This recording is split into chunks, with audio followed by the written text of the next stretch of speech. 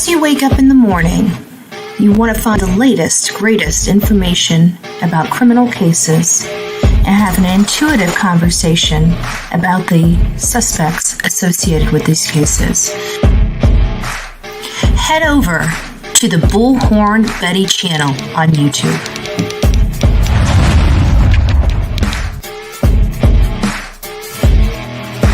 Get breaking news right here on the Bullhorn Betty channel. Welcome to the Bullhorn Betty Coffee Club. Enjoy your stay and enjoy your day.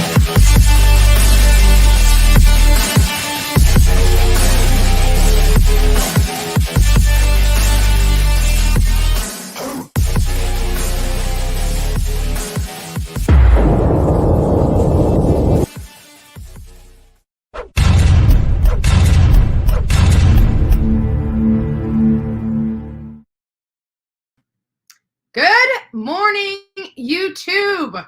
I have survived the swamp. I have yet again survived Rogersville, Tennessee, but it didn't go without problems.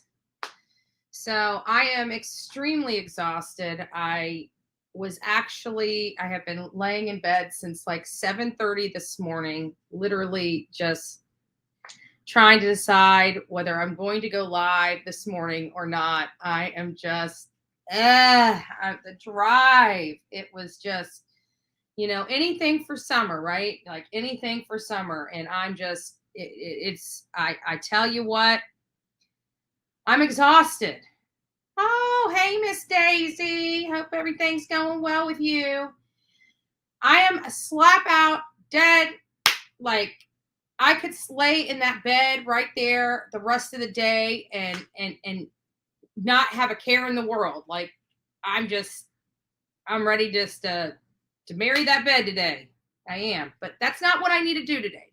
I have to clean the car out. I got to put all the stuff away. I got to wash the umpteen bits of laundry because when you're living out of bags, what do? You throw dirty clothes on top of clean clothes. I'm not going through the clean clothes and sorting them out. And if they were already touching the dirty clothes, they all got to go into the wash. So I got a mess of wash to do today. I got a mess of trying to put all this stuff together. And I can't just throw the speaker in its place because we have technical issues. So now I got to figure out and do some technical stuff and try to find out what the heck's going on with my speaker.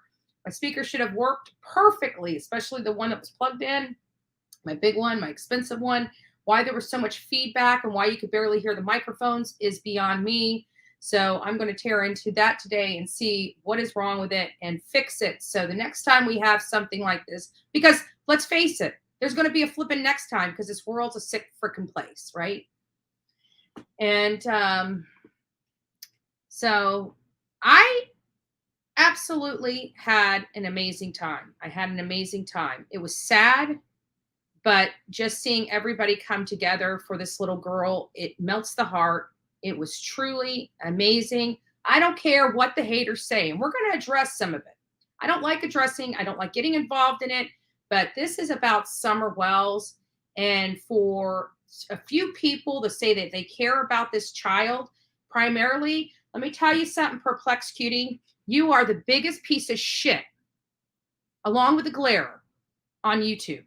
What you did, you have made so much money off this little girl, and you couldn't get off your fat ass and come to one of them, but you wanted to stream them and talk mad crap. You and Tiffany Marie deserve a special place in a very special place. And I am so sorry that Summer's name was disrespected this horribly by several creators out there that say they care for this child. I can tell you who cared for this child. It's everybody that came online with love. It's everybody that came out to one of the vigils. It's everybody that's put their sweat and heart into showing this baby some love on this milestone that she has been gone for 1 year and may not make it back home. I want that to sink in. I want that to sink in. This child may not make it home safe. She may be coming home to be laid to rest. And for these despicable people out there, for these despicable, slimy, disgusting people out there that would rather complain than get involved, there is a special place and a special spot for you. And I hope karma turns around and bites you in the ass. But in all honesty, it probably already has. That's why you were on that side of the computer and being that kind of a person. Because your life is a miserable life. And you try to act like, you try to put that facade on every day that everything's okay in your life when it's not. You are a miserable, disgusting person, just like the glarer, just like, I mean, Laura, of all people, you sit and talk some mad cash shit. And excuse my language. I know you guys know I don't talk. I don't like to cuss on here. I like to keep it real. But you were the one that wanted to come down to Rogersville, Tennessee and school us. Remember? When was it? It was back in January. You wanted to school us. I can't believe that they're going to Walmart and just now getting all their stuff. Meanwhile, this woman did not know how whether to scratch her butt or wind her watch, or scratch her watch or wind her butt, right? When she went down there, oh, it rained out. We don't get rained out. When our feet are on that ground and we're searching, it's rain or shine, baby. It's whether it's 30 degrees out there or it's 100 degrees out there. We don't make excuses for failure. We go out and do what's right all the time. You wanted to talk some mad cash crap and then I didn't get anything accomplished. You're right, because you're worthless. And you had an opportunity to come out there and check your BS at the door and honor this baby that you say you care so much about. And then you want to be on there and streaming everybody's live, talking mad cash shit on the back of this little baby, this missing 6-year-old girl. And you don't expect me to say something about it? That nonsense that Glaire's putting out there? It's sad. It is sad. But let me guess. It's all my fault. I did something wrong, right? Because I spent thousands of dollars. I didn't take donations for a damn thing. The only thing I accepted from people were the creators that donated money for specific items to go out there so everybody else that was attending could attend and have a nice event and everything be supplied to them free of charge. You have no idea how many thousands of dollars that were spent on that event. Never mind the gas, the hotels, the shirts alone cost True Crime with Eve almost $800 to hand those out to people. And it's not about the money. But I'll be damned if somebody's going to sit here and tell me I collected something and I didn't. And tell me that this was all a cash grab. Let me tell you something. Since I'm so rich and wealthy and I make all this money off YouTube, can you explain to me why I went down there with only $436 in my bank account since I'm so wealthy? And it cost me over $507 to fix the back of my car. Can you explain that to me? All these mad cash talkers out there, I do this because I love what I do and I do it for the right reasons. It's never been about the money for me. It's never been about the money for the people that were out there working their ass off in that hot sweat. We did it for love. And you know what? It was flipping beautiful. And you can't take that away. And you know what? At the end of the day, you weren't a part of that because you chose not to be a part of that. You chose to be the wrong part of everything that we fight against. That's what you chose to do. That's what you chose to do. You woke up that day and decided to piss in your own Cheerios and blame it on everybody else. Well, baby, let me tell you, it was an amazing time. People had fun. And people actually honored this little girl. There was happy moments. There was sad moments. But we had an amazing time, and we felt a lot of deep animosity toward this case lift. It was a day of love, and it was a day for summer. And you know what? At the end of the day, that was what was supposed to happen.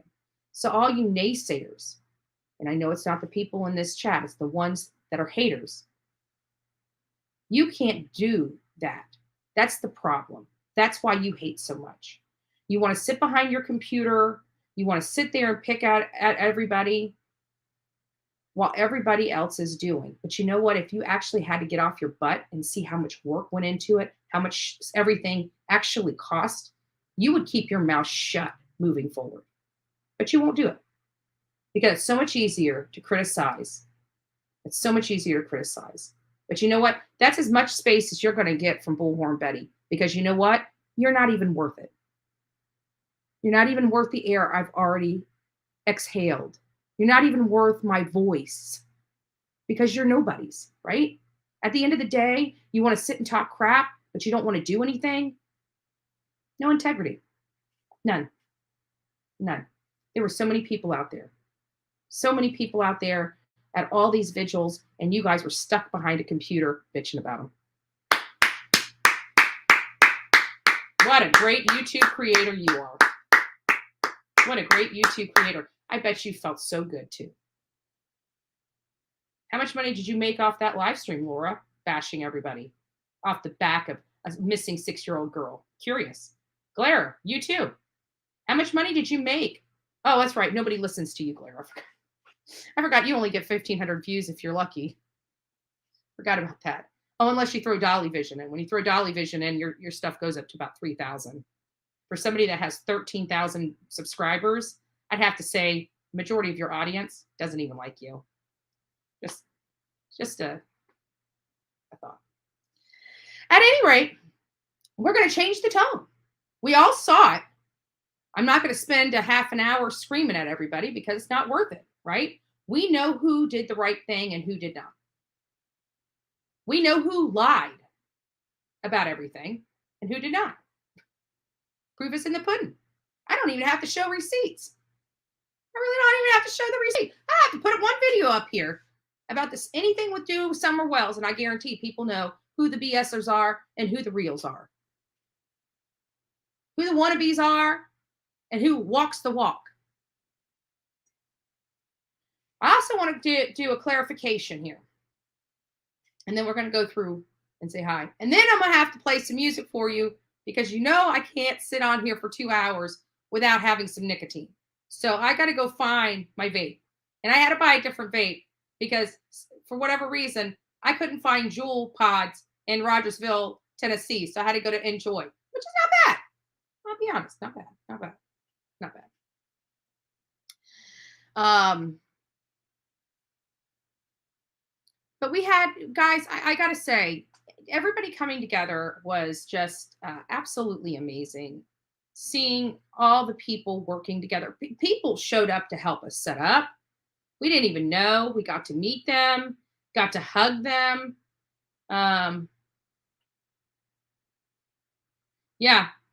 And a good shout out. Oh, and there was another thing. Like I was going through on my way home, giving call outs to everybody. I don't know how I did this. And I want to truly, truly, truly apologize to Justice for All, because I did not thank him. He participated as well. We had the volunteers. We had everybody that did their part. He was out there with us, sweating his little tail end off, right?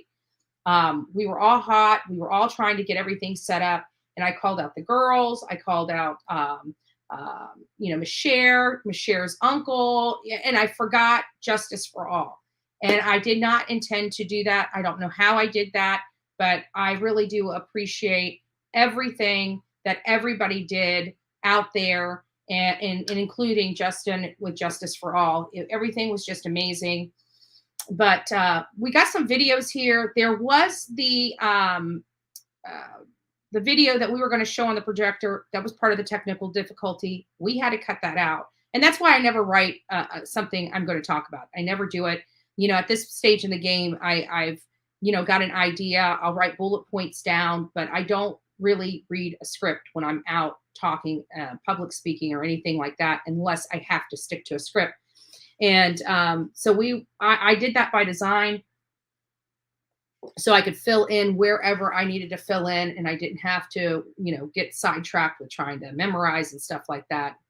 And at the end of the day, everybody said, everything turned out well. I was running around there, to be honest with you, and that's what other people don't understand. The people that are out there working this event don't, we do it to see the joy in other people, to bring that joy and peace to them, to honor them. But like, even when the lanterns go up, I didn't get to enjoy that.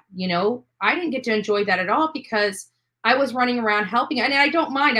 I'm not saying that as a pity me thing. I'm just trying to convey to other people that we are working so hard that we don't get to stop, to enjoy these things, because we're helping others. We're doing this, which that in and of itself is enjoyable, but we don't get to sit back and watch the masterpiece, so to speak. And so I actually didn't even really see the lanterns go up, because I was out there trying to help people light lanterns and stuff. And I had to go back and watch it. And it was really beautiful. It really was beautiful. And I can't even imagine what it was like for the people that were watching it go up. It must have been really sweet. People wrote notes on some of those lanterns and sent them up for summer. It was just, I don't know. It was really a beautiful, special day. And it really upsets me that people would actually say that this was a tailgate party and complain about a cake. Let me explain to you about this cake. As many of you guys know, if you've been following the story or you know anything about Summer Wells, which the people that come here do, we found out, we watched, went through all the social media, and we realized every single year, Candace always buys the kids a cake and has them a birthday party and a couple little presents, and she takes pictures of it. And she posts it on YouTube, or not YouTube, but Facebook or Instagram or one of her other social media profiles. And the bad thing is we saw all the photos. Oh, thank you, Jackie. Thank you. We saw all the photos of, Summer up to her birthday, where even Wyatt or Waylon, I can't remember which one, I just had a birthday before her, a few months before her.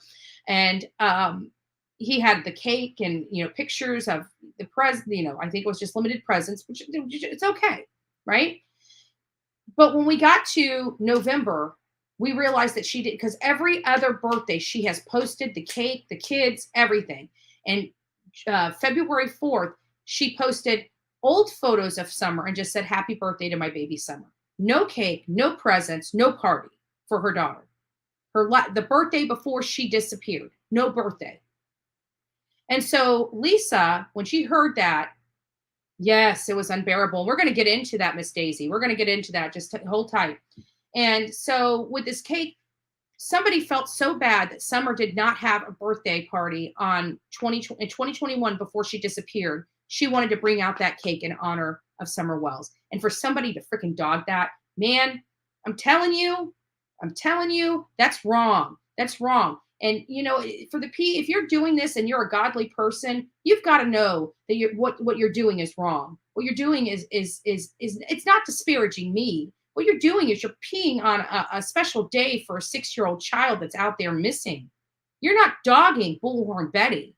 You're dogging that little girl. Shame on you. You can't even act like an adult for one measly little day, but you want to sit there and dog the people that are working their tail off in some horrible heat and weather to put on something to honor a little girl and to make this a wonderful event for the people that attended.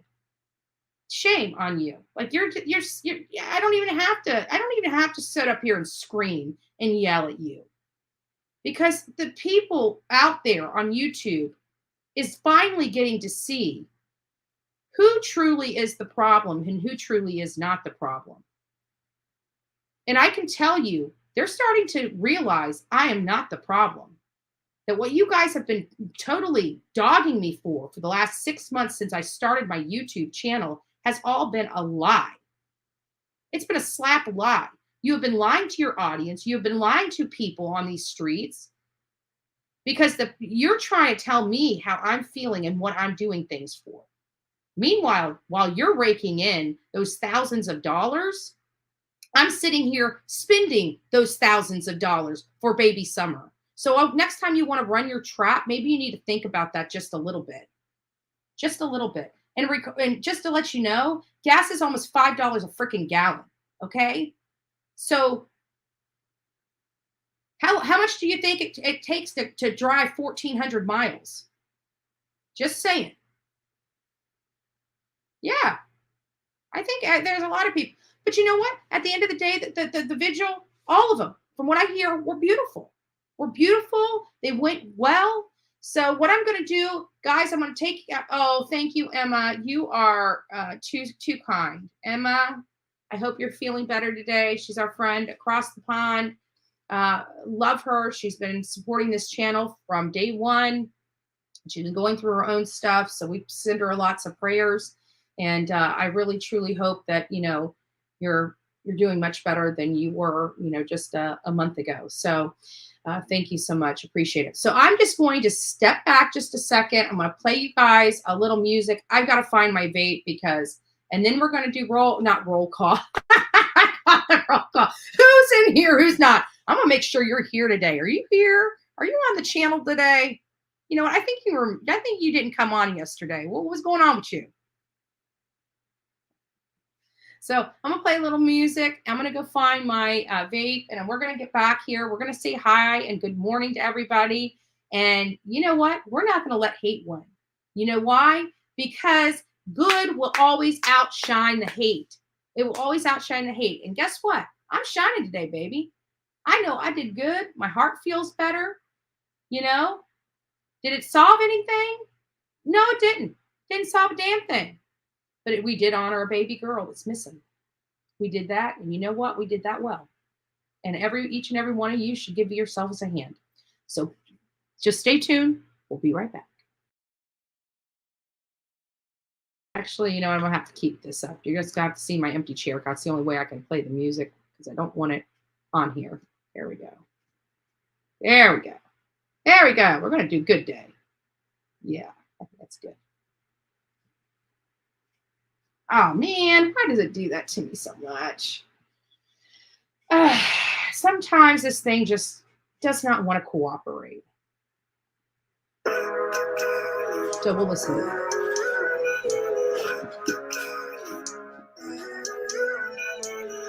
Living life every day, late at night, not okay. All I want, and I pray, all I need are some better days. Fuck me, I'm looking in the mirror, so foggy, but I've never seen clearer. I don't really think anyone can save me, and honestly, I'm not really sure I want saving. I like to be my own worst enemy. There's no risk if you don't try at anything, so I'ma just get buying everything. See you in the next life, have to be a better me. I don't think that my head's on straight. Gotta flip it and grip it and go and get an x-ray. What's wrong with me? I just feel weight pushing on my chest and it squeezes till I suffocate. Better change my mindset, meditate. It's pretty cool that I'm alive and have better days. I could walk, see, hear, I should celebrate. Think I could change my mind, maybe elevate. Living life every day. Yes. Late at night, not okay. All I want, and I pray, all I need are some better days. Yeah, all I need are some better days. Cause all I want, and I pray, I believe in the better day. Kinda stuck between a rock and a hard place. Do I work hard or live at my pace? You're only young once, yeah, that's all great. But I also want a future where I'm okay. Living life is doing that to cocaine. Wait, no, Whoa. it's living with no shame. Don't support that. Sleeping in on Sundays. I guess it's different for each of us, and that's okay. Well, I just want to be happy. How to get there? Glad that you asked me. I think it's different for everyone. Some of us need work, others need fun. Some of us need purpose to overcome. But try to do what you love when it's said and done. Cause there's so many differences in each of us. Trust your gut, it can show you what you want. Living life every day, late at night, not okay. All I want, and I pray, all I need are some better days. Yeah, all I need are some better days. Cause all I want, and I pray, I believe in the better days. Living life every day, late at night, not okay. All I want, and I pray, all I need are some better days. Yeah, all I need are some better days. Cause all I want, and I pray, I believe in the better days. Absolutely. Absolutely. Let me hit this before it goes to the next one. It's going to already go to the next one. There we go. There we go. There we go. I figured I might as well let it roll. Thank you. Thank you, Miss Daisy. Oh, and I wanted to tell you, this brings me to another thing. So what was sad is, I've prepared, memorials in the past. Many of you guys know the infamous Gabby Petito memorial that we placed outside of the Dirty Laundrie house, and it was beautiful. And I didn't put together a memorial for summer. I didn't have an opportunity. When I pulled in, we met these two beautiful gals, Tammy and Peggy. Their names are being thrown all over YouTube because they're just awesome girls. They're awesome women that came from Illinois that did some amazing things. And they set up this beautiful memorial right there at the water. And Miss Daisy contributed to that as well with a beautiful wreath. I got to see it. The wreath was just, it was beautiful. You did a great job. It was beautiful. And, we went back after the vigil. We were there. She set it up before she ran into me. And then she's like, oh, you got to come back here, come back to the water hole and see what we did. So I followed them back to the water hole. I took some video. I'm going to try it and play them for you so you guys can see exactly what happened. And it was beautiful. And then, of course, they had the church vigil that was out there at the water hole. And then, of course, the other one that went there. I don't know who went out there and took stuff from there. Now, Robin Lane's, I was on, and somebody said I had a meltdown. First of all, that was not a meltdown. Bullhorn Betty and a meltdown looks a hell of a lot different than Bullhorn Betty pissed off. I was furious. I was angry. That is angry Bullhorn Betty. That was me just thinking people are scummy. And somebody in the chat had brought up Miss Robin Lane. And I was on a roll, and I'm like, I don't care who it was. If they were church folks, they're POSs. You don't take stuff that doesn't belong to you. But I do believe she did it, from a place of good. I think she realized the error. She's a nice lady. I've said that on here multiple times. I got nothing against Miss Robin. I got nothing against her. Every time I have ever met this lady, she has always been so kind and so sweet. Many of you know we went to the church. Again, I'm pretty sure she knew who we were when we were at that church, and still just a kind woman.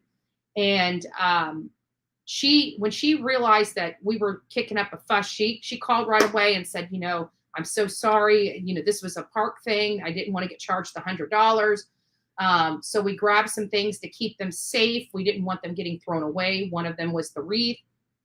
We're just like, well, especially Tammy and Peggy are like, it'd be different if they just took everything with them, but they didn't.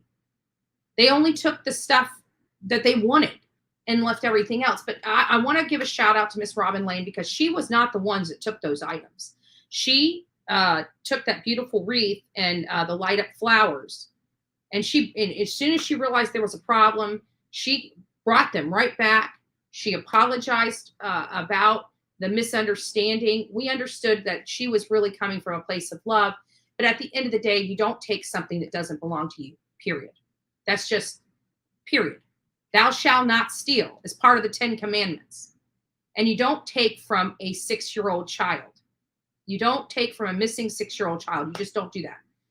And when you have a memorial, you are to add to it, not take from it. Like you guys saw Gabby Petito's memorial. We set it up. We started it with one plant, literally one plant, and that thing grew. We started this memorial out with, wind chimes and little angels and things like that, expecting people to come and put stuff and add to it. So you can imagine how heartbreaking it was to go there the next day and find it smaller than it was, and find that all the cute stuff that was there was removed, but not any of the stuff that had writing on it, right? Nobody wanted the stuff that had messages to Summer. They just wanted stuff to take to put in their garden like souvenirs. But Miss Robin brought it back. Miss Daisy, your wreath is hanging in that tree today with your lit plants. It was beautiful. I'm pretty sure the park rangers are going to leave those out there for a little minute. And it was beautiful. Now, mind you, I never understood why the park rangers would be so concerned about this waterside memorial when that place is littered with freaking trash, right? You can have the Jack Daniels bottle and the 15 twisted teas crushed up on the shoreline. But oh my God, if we have a waterside memorial, that we can't do that. We can't do that, right? Give me a break. Cut it out. Cut it out. I'm thinking I'm going in the Twilight Zone over here. Seriously, cut it out. So it was beautiful. We got your wreath back up for you. And I got to say that wreath was really, really, really beautiful. So thank you so much for the contributions. Thank you for everybody that contributed, that contributed to this child. Thank you, everybody that contributed with positive vibes, with positivity. Everybody that did their part one way or another, thank you for this child. Those that didn't, those that wanted to take away, listen, guys, don't you think Summer had enough taken from her? Don't you think baby Summer, has had enough taken from her? Why would you take more? She's never had nice things in her life. And these people came from all over the country, pouring their heart out to give her what she never had. And you got people going out there and taking more from that baby? Seriously? And people are trying to justify it? If it's not yours, justify this. Don't flip and touch it. Don't flip and touch it. Yes, we did finally cross over 9,000 subs, and I think it's because people finally are realizing people lie, and especially about me.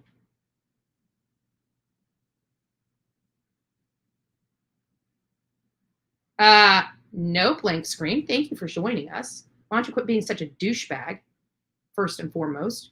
But we did. And I spoke to the park ranger. How about that? And guess what? Everything's just fine. How about you reading the rules and regulations? Maybe you should get off your ass and do something. Just saying. Instead of sitting behind a fake name like a coward, I'd love for you, blank screen, to come up here and show your face and talk to me to mine. But you can't. You know why? Because you don't have the kahunas to do it. You don't.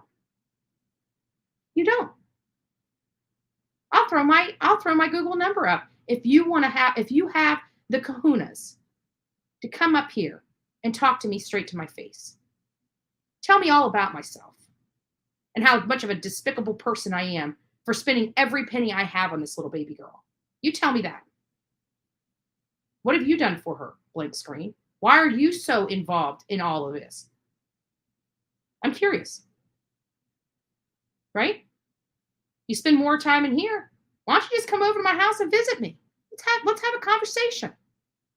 You know where I live, right? Let's have a conversation.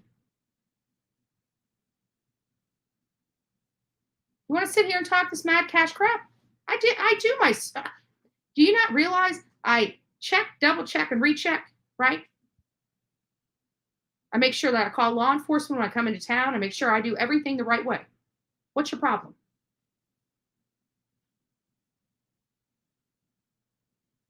I digress. At blank screen, we missed you. We need to find out what that uncle's name is on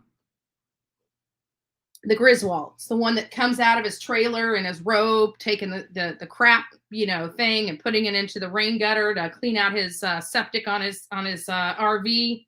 What's his name? What's his name in there? That's going to be blank screen. We're gonna make. You know what? That's what we'll do. You know what, blank screen? This is what I'm going to do just to really just get in your Cheerios, right? I think I'm going to make a new product line, a new shirt. And it's going to have that man with that crap hose down in the rain gutter, right? And I'm going to have a blank screen behind him. Cousin Eddie. Blank screen, you are Cousin Eddie. So I'm going to have a blank screen, and it's going to say, Uncle Eddie. Uncle Eddie. I'm going to have a blank screen. It's going to say Uncle Eddie. And you know what? Every time you come in here, we're not going to call you blank screen anymore. We're going to call you Uncle Eddie because you are the man holding the shit tube. That is you. I'm done. I'm done. Let's get on with the day. Good morning, everybody. I would go back. I would literally go back and say hi to each and every one of you. But I think at this point, we probably have about 1,300 messages from each and every one of you. It's going to take me an hour to go through it. So we're not going to do that right now. So I'm just going to say a big old blank. Maybe I need to stay away from blanket or plank bot created. It might be. You know what? It might be. And that chick is a despicable one. Who, you know what? Let me tell you. And it probably is. She's a despicable woman. And you know what? She's going to sit there and tell me, well, I was going to leave her alone. No, you weren't. You're never going to leave my name out of your mouth because I make you money. I make you money. That's why. That chick will never leave me. The only thing that's going to stop her is a court order. And she's already crossed the line. And I'm done. And she's going to sit there and cry. It may take a little minute for me to get everything together, but when I get it together, she's going to be crying. She's going to be crying when it's all said and done because she poked the bear one too many times. I'm going to challenge her right now.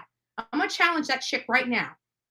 Why don't you, I can promise you, you will not leave my name out of your mouth because I make you money. And if you say that's not true, you've reviewed the hell out of me for 6 solid months. Like you, as House of Williams said, you've waterboarded the whole fucking YouTube. Sorry, I didn't mean to say the F word. You've waterboarded the whole YouTube with me. Nobody gives a crap anymore. But you know what? Just your little bit of following, which you had to beg to get over 10,000, right? I'm going to cross that threshold in my first year. And you've been doing this how long?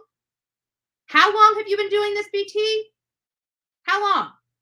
I just want to know. Because you've been doing it for several years.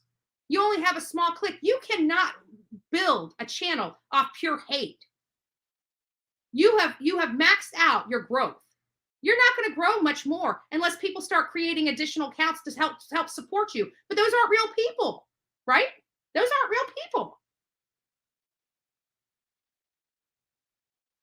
But when you first started talking about me, you started to have 18,000. You were rolling in those checks. Now you're down to 5,500. Seriously, chick. 5 years. 5 years, and this is said. 5 years she's been doing this. I'm going to be crossing over. That's the difference between me and you. You can hate it all you want. But the bottom line is we come from a place of goodness. You come from a place of hate. And I denounce everything that you do to these people. And not only that, I went back. I'm looking at Shani. And let me tell you, she looks like she's disabled. So you profit off being despicable to a disabled person. I just want you to think about that. A disabled person. Who can respect that? Who can respect that?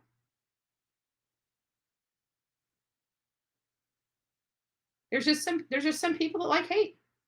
And you know what? Keep them on your channel. Keep them all on your channel. But you'll never stop talking. No matter how much you try to say, oh, I was going to get away from her. No, you weren't. No, you weren't. I make you too much damn money. I make you too much. You call me a clout chaser, baby? I am the clout and you're chasing me.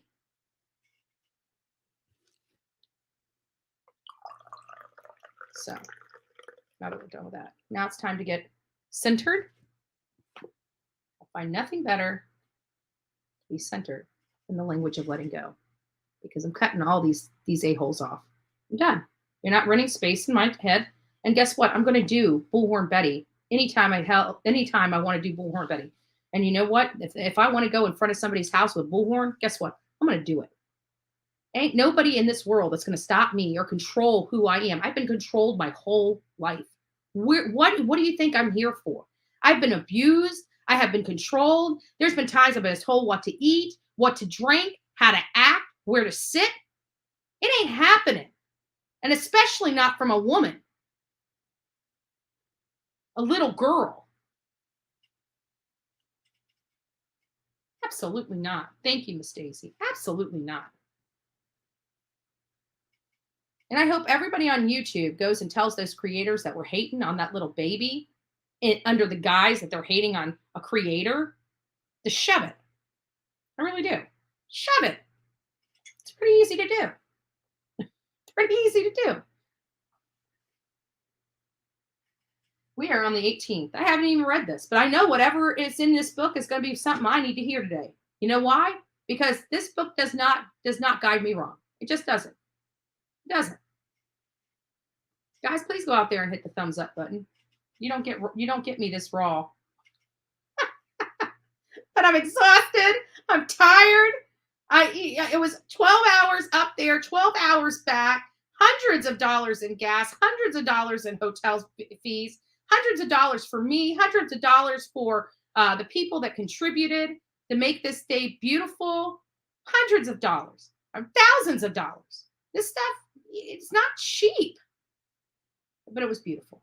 And you know what? At the end of the day, every single penny was worth it. Every last penny. If I came back with zero in my checkbook, thank God I just got a little. But if I came back with not a penny to buy groceries this week with, it would have still been worth it. It really would have. It's Anna's life, yes. Yes, we can.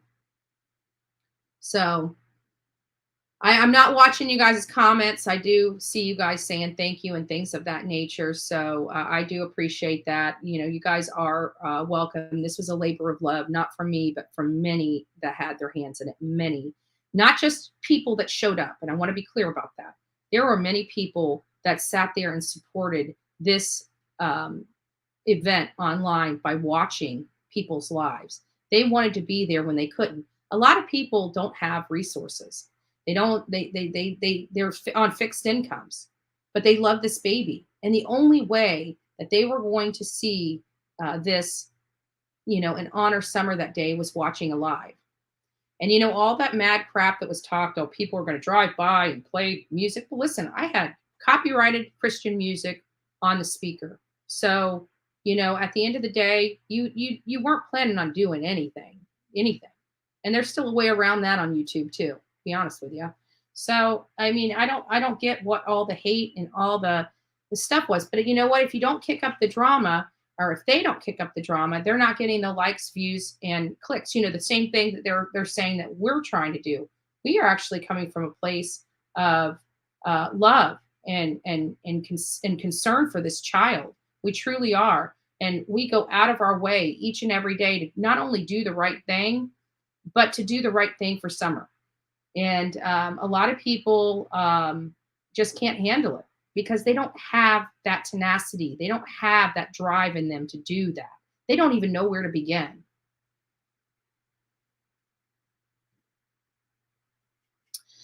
Good morning, True Crime Productions, Prairie Boy. Oh, Mr. Cher, I just realized who you were. It's nice to see you.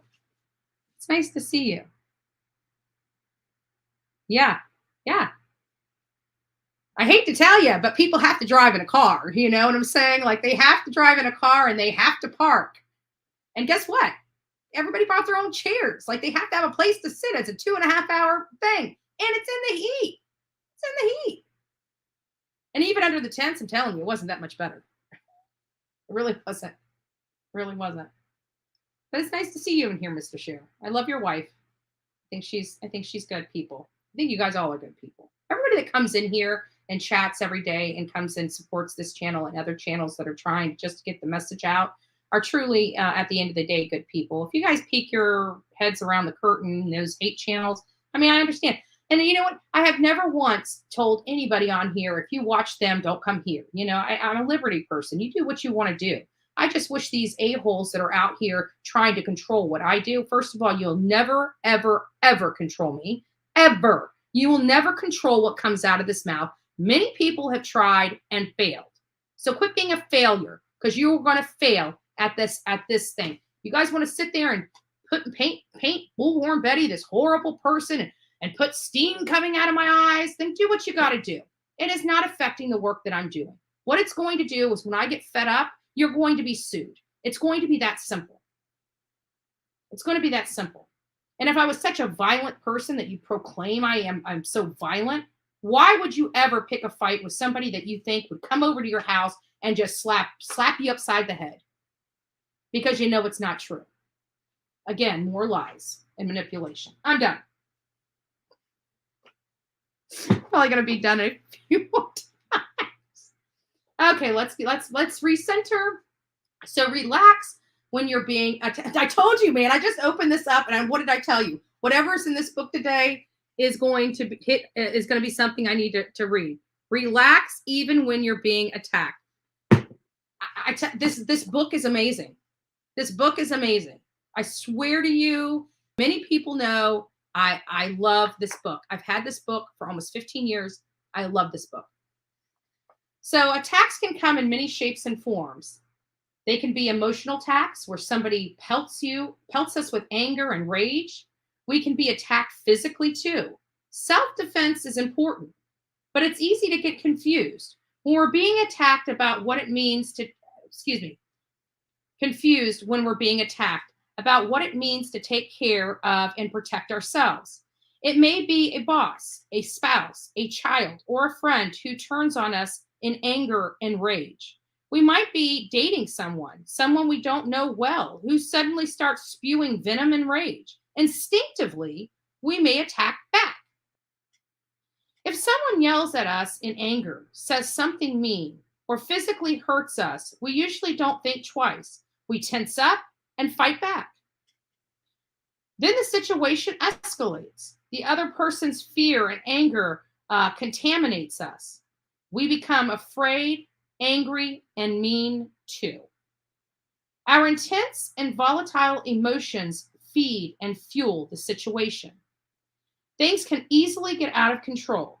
Instead of escalating the situation into an all-out brawl, try harmonizing and restoring the situation to peace. You might be very surprised with the results that learning to relax and harmonize brings. You will be closer to connecting with your true power. God, fill me up with so much peace that my presence neutralizes and deflects attacks no matter where I might be. I love this book. The Language of Letting Go by Melody Beattie. I'm telling you, there's multiple versions of this. I've got the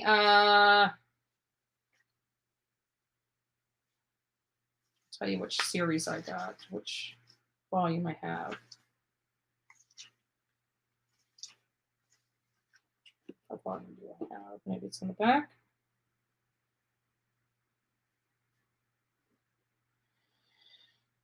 I can't figure it out. But it's this. It's the one with this cover on it. And of course, I just noticed it. What's on the front of it? A nice cup of coffee. Coffee Club. We love it. So now we've filled ourselves with a positive message, and we're going to deflect. We're going to put that armor on us. We're going to deflect all the negativity, and we're going to move on. Negative people will always consider to be negative people, and the people that are doing the right things will always rise above. You cannot keep us down. We are Summer's Army. We will keep fighting. We will keep standing up. We'll keep doing the right thing, and we're going to let go of all the negativity and animosity of others, because I don't need to hold their negativity and animosity, because it makes me negative and animosity filled, right? We're letting it go. Like we did with those lanterns, we let it go. And that's what we're going to do. So we had a great time. We did a lot of things. A lot of us met with each other for the first time. I mean, it was kind of funny because we had worked. Actually, Sharon, I want to invite you here. Would love to help you shake things up. Oh, yeah. Yes, I would love to. I'd love to. We still got to get together. Now that this is over, I promise, you're feeling a little bit better. I'm not so stressed down and trying to plan all this stuff. And so hopefully we can get together. I always wondered the same. I definitely watch people that are cringe. Yeah. So I'm watching into, I guess there's some personal conversation going on. So I apologize if I stepped in the middle of one. But Ms. Cher, I definitely want to do something. I want to collaborate on something with you. I really want to go over that interview. As I said, I know I've been talking about it quite a lot, but now that this whole vigil is over, I can take a step back, get a breather, and relax just ever so slightly, and then start planning something. But I would like to start planning something soon because I've been talking about that interview, which I got to go back and watch it. But I think it was just so powerful, so powerful. Oh, thank you. Absolutely. Absolutely, Graham. And there were so many beautiful people that came out and they came up and introduced themselves to us. And it really was just a lovely event. And there was this girl, I never caught her name, because she was crying and we weren't there to find out who we wanted her to be, who she wanted to be. And we prayed over her. We got to let her purge some of the stuff that was, really heavy on her heart. And I I don't know who she was, but clearly she was somebody that knew Summer Wells, and she was affected. She was affected by this entire thing. And you don't know how people close to a child. Obviously, she cried more over Summer than Summer's parents have ever cried over Summer, in my opinion.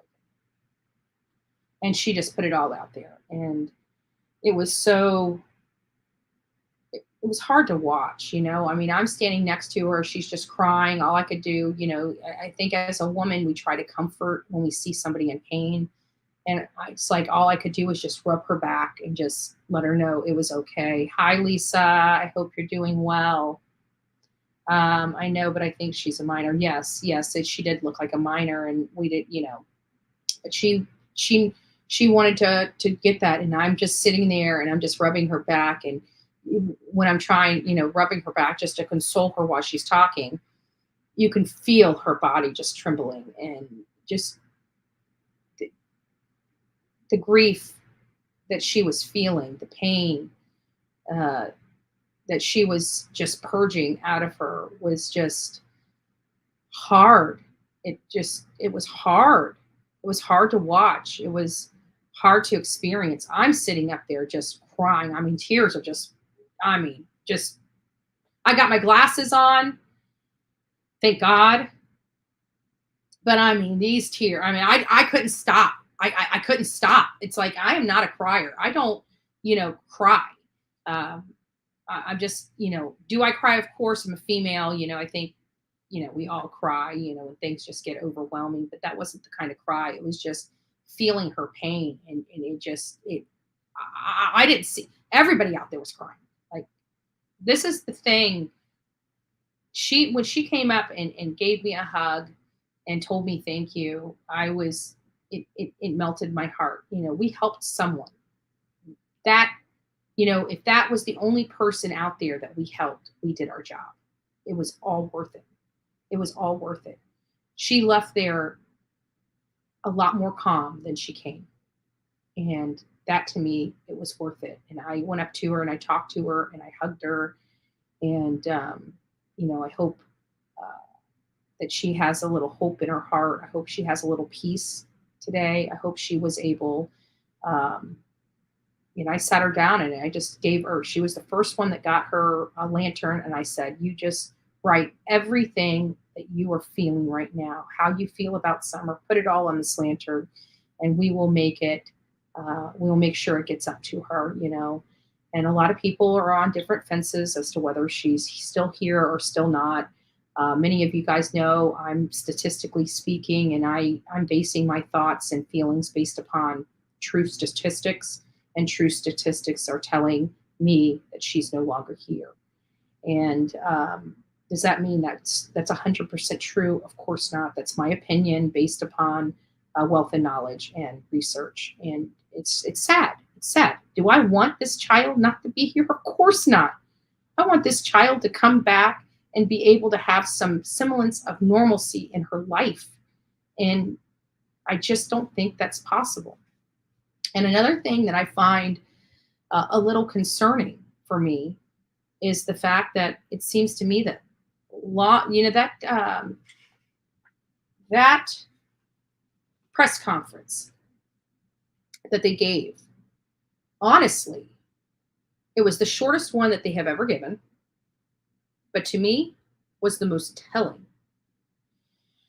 So what do I mean by that? because they said some things that make me question everything. And I can't remember the verbatim stuff that they used, the verbatim words that she said, but I think it was something on the lines of, that they don't know when she disappeared, or the timeline doesn't add up, or I got to go back and watch, and I'll get you guys the verbatim language. But there was something that they said that alluded to the fact that that maybe the timeline's way off. And guess what? That to me is very telling. If law enforcement does not believe the timeline, guess what? Guess what? They don't believe Dawn and Candace. That's a problem. That's a huge problem. So, hey, Snow, nice to see you. I invited her family to come to my church. I honestly prayed that they come so we can stay in contact and be her support system. Oh, that was so sweet. You are a beautiful lady. Your heart is beautiful. Your soul is beautiful. Lisa, thank you for everything you did. That cake you brought out was the prettiest cake I think I had ever seen in my life. Thank you for loving Summer so much that you gave her her birthday. And I wish she was here for it. I really do. But you were out there sweating with us. I appreciate you. I do. I appreciate meeting you. I just think you, was that your mom that you were with? I just think you guys are lovely, lovely ladies. And thank you so much for everything. Yeah. Yeah, he called me yesterday just to see how everything went, because many of you guys know he had another event he was going to. He would have loved to have been there for the vigil, but he had to be in Nashville. And he went out there and did his own candlelight vigil out at the water hole when the lady had set up the memorial. So he had a candle out there, which I find odd that his candle disappeared, but 2 other candles were put in its place. Nothing makes sense as to why anything was moved and touched or taken if it didn't belong to people. And it really does rub me the wrong way. It does rub me the wrong way. But he did call and tell me about that. And he says this is a game changer. There are some people like EquiSearch, I think, that has come out publicly and stated that they don't believe Summer ever made it home. I know Jonathan early on had stated that he doesn't believe, well, not early on here recently, but, a few months ago, started looking into it and doesn't believe that she ever made it home. Yeah, it does. If you guys haven't watched it, go over to JLR's channel. Guys, he's growing like massive. Like he's over 11,000.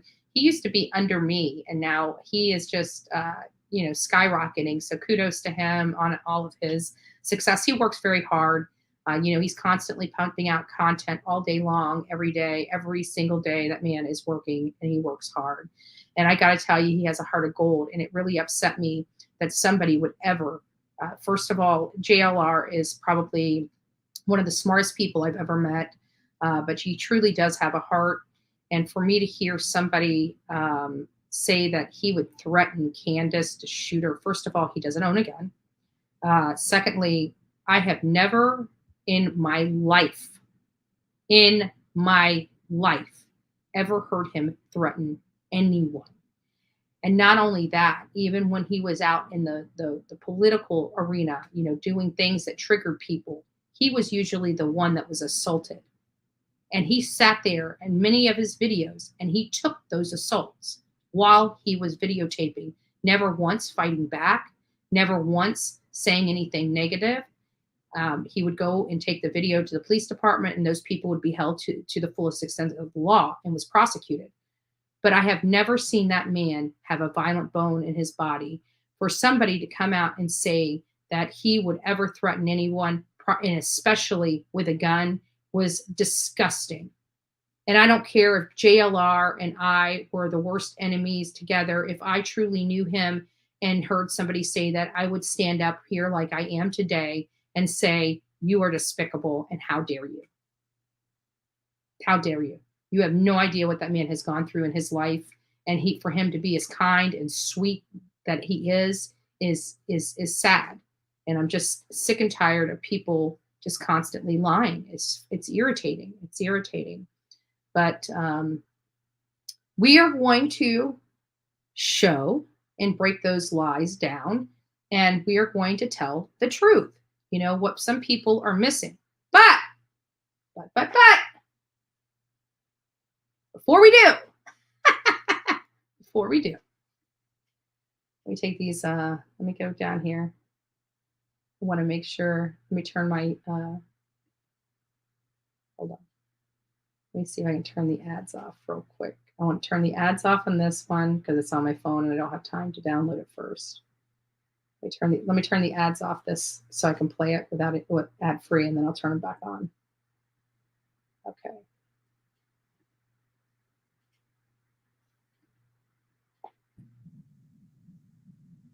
I've got too many screens open. There we go.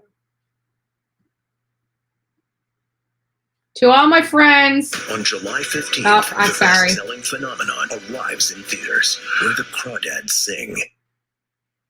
Andrea, aka Bullhorn Betty here. Look what I found. It looks like a lot of people on YouTube. Right here. Right here. This is a real ass right here. Like many people on YouTube. All you need to do is show an asshole a little love. Right? Right? Tell him. What you need to do? What you need to do? Huh? What you need to do? Oh, too many assholes on YouTube. Say it. Say it with me, baby. Say there's just too many people. Too many people on YouTube that look like you, huh? So the next time you want to be an ass, maybe you should come out here and hang out with the ass. Just saying. You want to be a jackass? There's your brother. Peace out. Bullhorn Betty style. I can't help it. That's to all those. They are sometimes called sorry, the let me pull this back. believers, children like Summerwell's three older Sorry. brothers. If I don't hit it just right, it'll just move on to the next one. Ranging in age from 7 to 13, a double trauma. Actually, that's not a bad one to listen to be honest with you. I love how when they make the mistakes like that. But I got to tell you, it just, what do you do? What do you do when people are just, jerks? You got to lighten it up. There's no need for the anger and animosity, just show it for what it is. They are just jerks. They're jealous. They wouldn't be a part of something big and beautiful.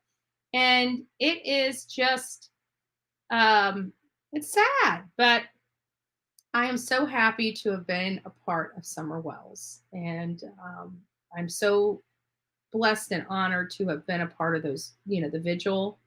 And even if it inspired another person to do a secondary vigil, yes, Mary. Oh my goodness, you are absolutely right. And the majority of them are.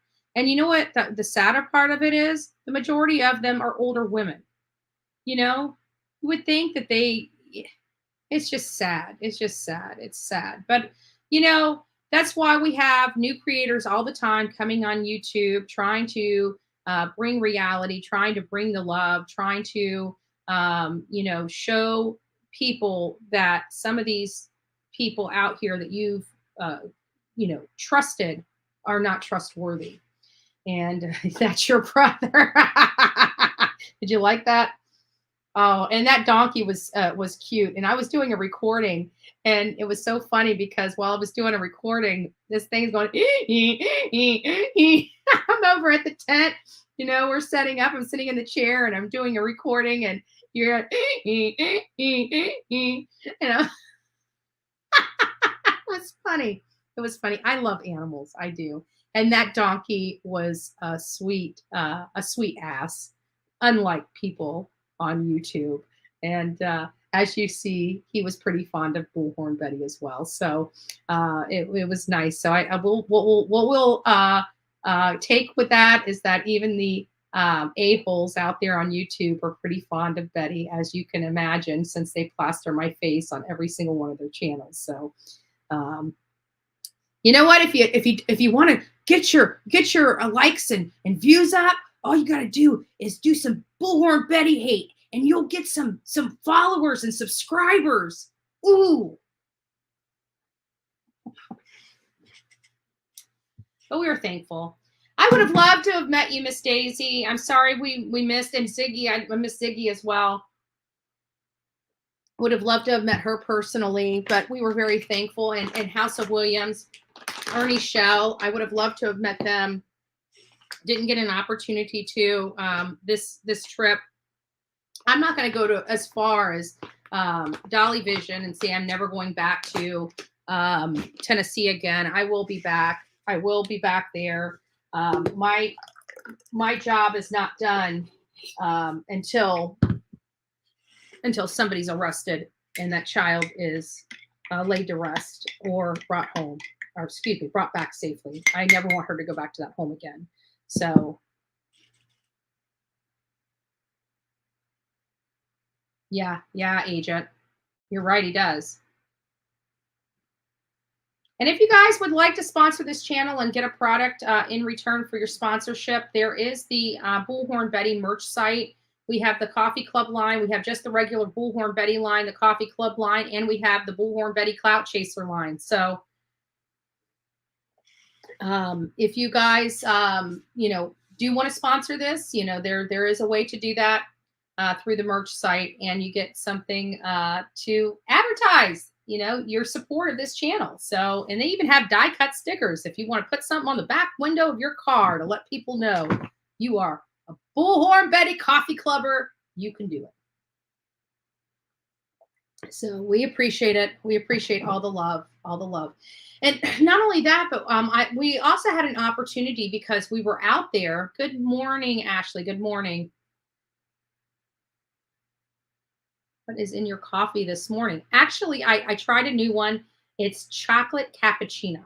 And many of you guys know I'm like diehard Dunkin' Donuts here. And of course, because I have a love child that loves to keep me fat and sends me a bunch of Starbucks. I love Starbucks. I never used to like Starbucks until I started getting the gift cards, and I go over there and that peppermint mocha. Now I'm stuck on this caramel frappuccino, caramel crunch frappuccino thing. Oh my God. I like 600 calories, and I drink it in 2 seconds. Like, it's that good. I'm gonna do it myself.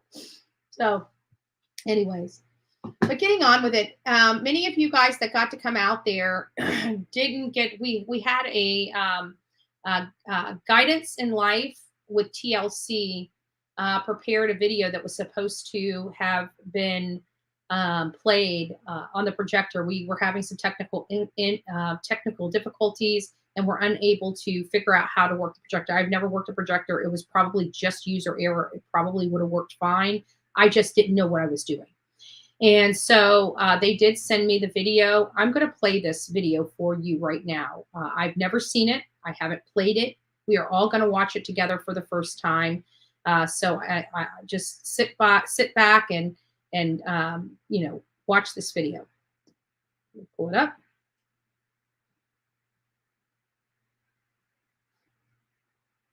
I might have to refresh. I'm going to refresh it.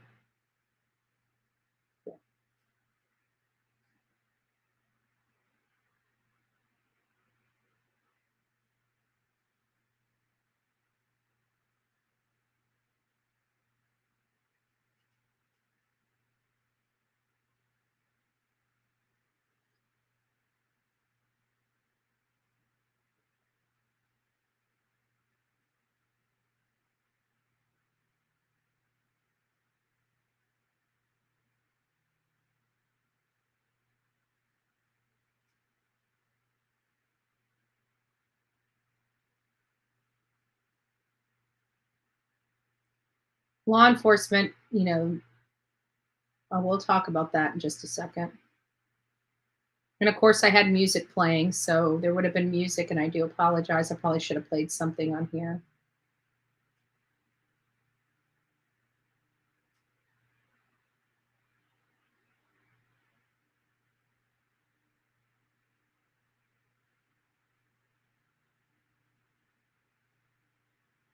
Such a beautiful baby.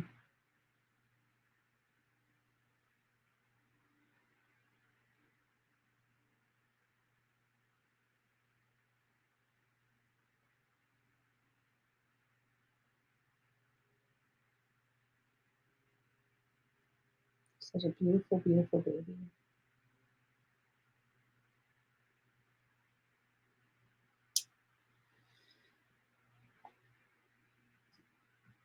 So while that's playing, yeah, there's no sound. I thought there was going to be some music behind it, but I checked it and the volume's up on it. So, but she knew we were going to be playing music out on the radio. You know, I had some Christian music. I like Spirit FM here in Tampa Bay, and so that's what I was playing. But she had such oodles and oodles of photos that she put this together. And maybe I might adjust it and put some music, some cute music behind it. But this child was just a beautiful baby that we've all come to love. And it is so sad that she is missing, and she's been missing over a year now. And we have all come together. We never knew each other before Summer Wells. You know, some people have been following me since Gabby Petito, but a lot of you guys started following me because of the coverage of Summer Wells, because of the fact that I was going down there. And, you know, we were trying to do our best in getting information and trying to get as much information back to the public as possible, as much as we could. You know, there are still a lot of stuff that we have not yet released to the public that we found out on our very first trip out to Rogersville, Tennessee. And she just it's heartbreaking. It's just heartbreaking, guys.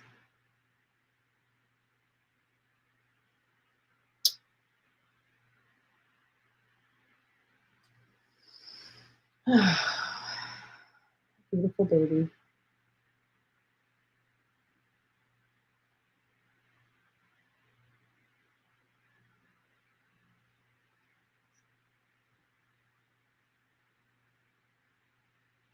So, okay, so that was it. But that was, you know, that was the slideshow that was going to be playing. And again, we had music going behind there. You know, just again, a shout out to everybody that came out and participated in this. You guys did an amazing job. So without further ado, I was trying to get the, I've got to figure out, I had my body cam on, and, you know, when I was up at the sheriff's office, and I wanted to capture this man speaking. So I was hoping that my phone would have captured it, but they didn't. And so I'm just going to let you, this officer was choking back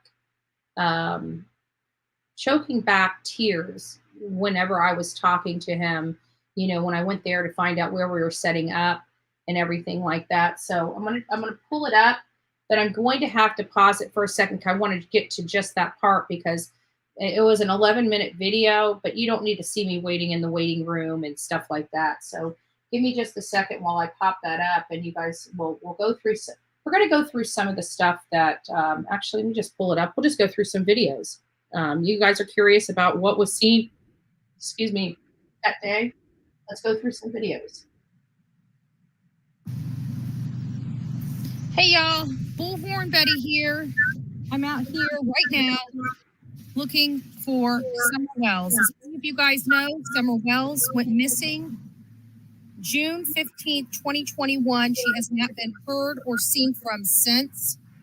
She was 3 foot tall, 40 pounds when she went missing. She was also Thank you, Elisa. when she went missing. She has since had a birthday and is now 6 years old. We are still looking for answers in connection with her disappearance. If anybody knows any information to her whereabouts, is asked to call 1-800-TBI-FIND. I'm out here now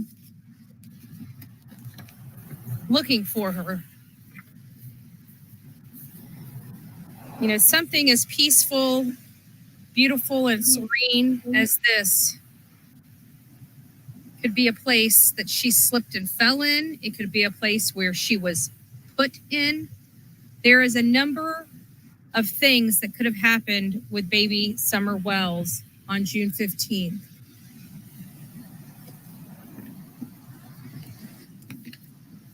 Again, I am out here. I'm seeing many friends this week as we gear up toward her vigil, her candlelight vigil at Hawkins County Sheriff's Department at 117 Justice Center Drive in Rogersville.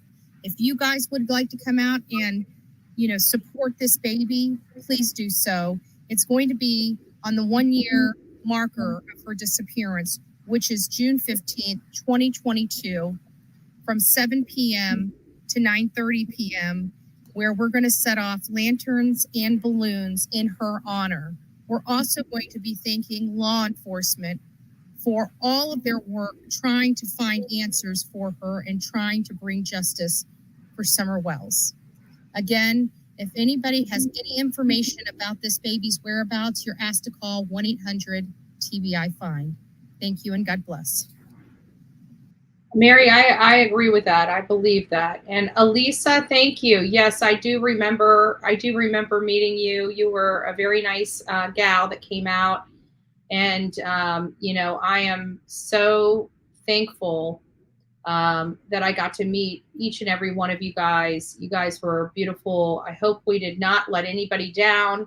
And we gave Summer a beautiful event. Like everybody else, you know, that was out there at other vigils. I hope it was beautiful. Unfortunately, I did not get an opportunity to see the other ones yet, but definitely thankful for all those that attended the prayer vigil and candlelight vigil for Summer Wells at the Hawkins County Sheriff. And it was beautiful. You know, everybody, I always said, people were complaining about the location. And I always said, it was the safest place that we could possibly set up. Two, you know, it doesn't matter the location. It matters the hearts that gather. And yes, thank you. Thank you. You know, it's possible. And they, you know, they may not know exactly, but they definitely know something. And if they are starting to distance themselves away from the timeline they were provided, I'm speaking of law enforcement, that law enforcement was provided, that in and of itself is very telling about what they believe that happened to Summer Wells that day and who they actually believe. But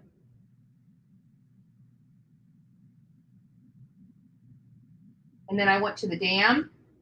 I went looking at the dam.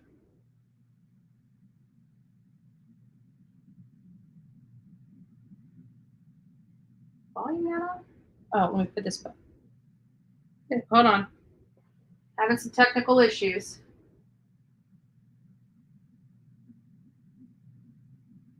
Why is this? Can you guys hear that?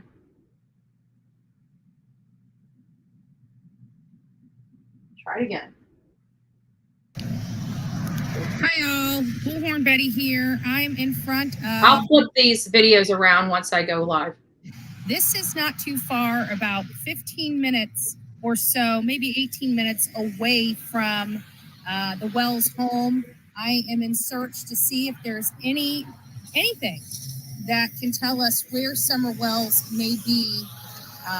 Again, we had, while I was reporting in front of 110 Ben Hill Road, a neighbor had actually stopped. Although he did not want to record, or me recording him, which I didn't when he asked me to turn the camera off. But he did tell me a lot about the area since he had lived there since Have a 2020. great day. Dream big. He hadn't been in the area very long. What he could tell me is that children do not go missing around this area very often. The idea that there was an abduction theory of an opportunity, there is no opportunity on that hill. Don Wells lives on one of the highest parts of the hill in that area, on that road, Ben Hill Road. So we're just out trying to make heads or tails. We are looking for Summer Moon Utah Wells, which went missing at 5 years old. She was 3 feet, 40 pounds, blonde hair, blue eyes. According to the family, she went missing from that home. We heard that the Wells PI was conducting a search and that they were looking into it and speaking about the possibility of an animal attack. Their neighbor actually stated that the only animal that would attack this child would be a black bear. And not just black bear, because black bears sense humans and they will take off in the other direction, but a mama with cubs would probably be the only thing that he can foresee attacking a child or an adult. Unfortunately, he said you would hear that kind of attack if it happened. It would be very loud. It would be very brutal. You would see definite signs of an animal attack, which none of those signs have been out. He also told me that when they were out June 15th, that the area was so thick, you would basically have to be standing on top of her to find her. And I think that's the reason why they went ahead and did those additional searches after everything died off the trees, after the cold weather came and there wasn't as high of a brush, everything had fallen off because of the snow and everything like that. It would have killed the leaves, opening up the areas a little better for them to see. He also told me that the private investigators asked him to aid in the search that just happened on Saturday. What I find funny with that is he had never been asked to do another search before. And the reason why I found that interesting is because we heard from the PIs they were doing these types of searches for every month since she had disappeared. But nobody's heard about it until just recently, when they actually had the drones out, when they actually had people actually helping in the search. The gentleman also told me that the limited amount of people that were associated with this last search on Saturday wouldn't be able to even dent the area. There is so much area that needs to be searched for Summer Wells. Their search was just a little too late and just did not have the ability to cover the necessary amount of ground that needs to be covered to find her. He does not believe that an animal attack would be possible in this particular situation. He also does not believe that there was an abduction type of thing on there. And if she wandered off, he was talking about having no shoes. He says himself, he never wears shoes at all. And his feet are very callous, very hard because he doesn't wear shoes. He can navigate the terrain, unlike a 5-year-old child that just wandered off. He also said that he heard them yelling the afternoon of June 15th, the evening of June 15th for Summer. And he said he could hear it. He's not even adjoined or abutted to their property. He actually lives further down, a lot further down on Ben Hill Road.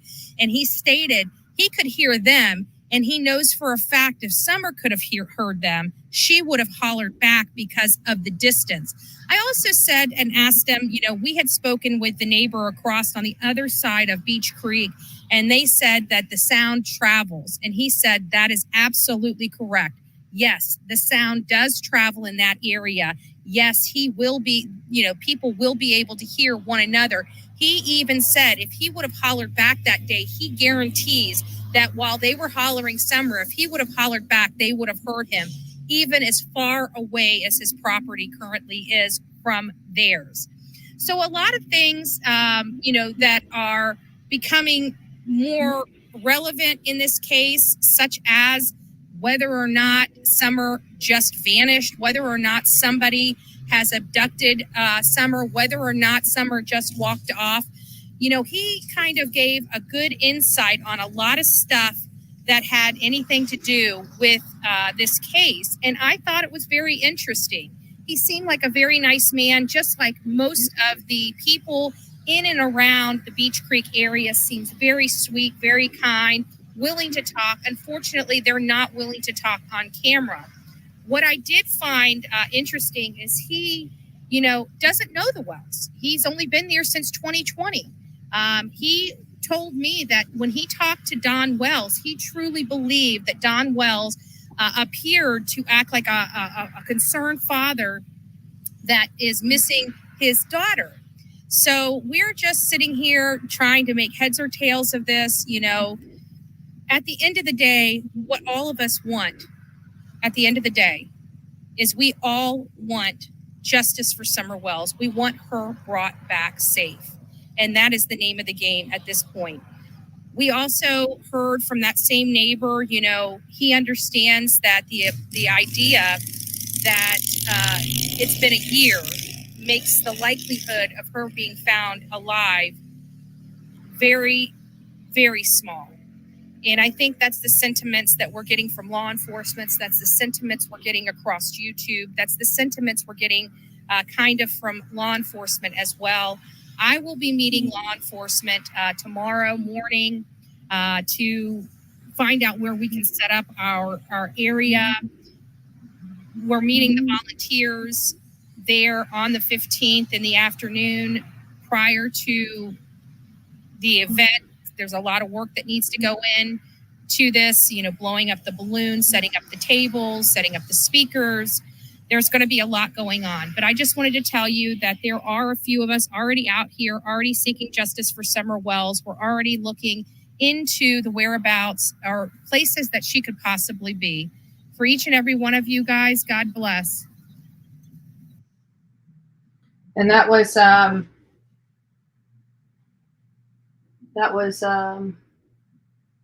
when I met the wonderful ladies, which again brought these. They've put those everywhere from Illinois to Rogersville, Tennessee. They placed them everywhere. Their car was just photoed up.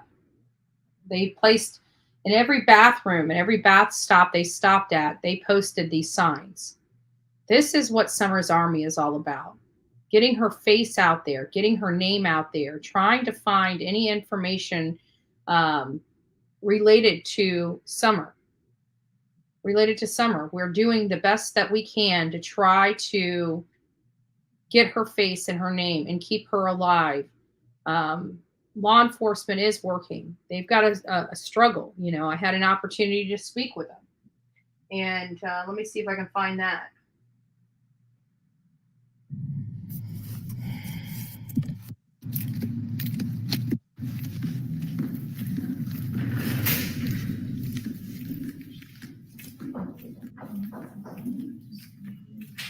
Hi, I spoke to Cliff Evans, I believe it was last week. We're doing a vigil out near parking lot, and I just need to know what area.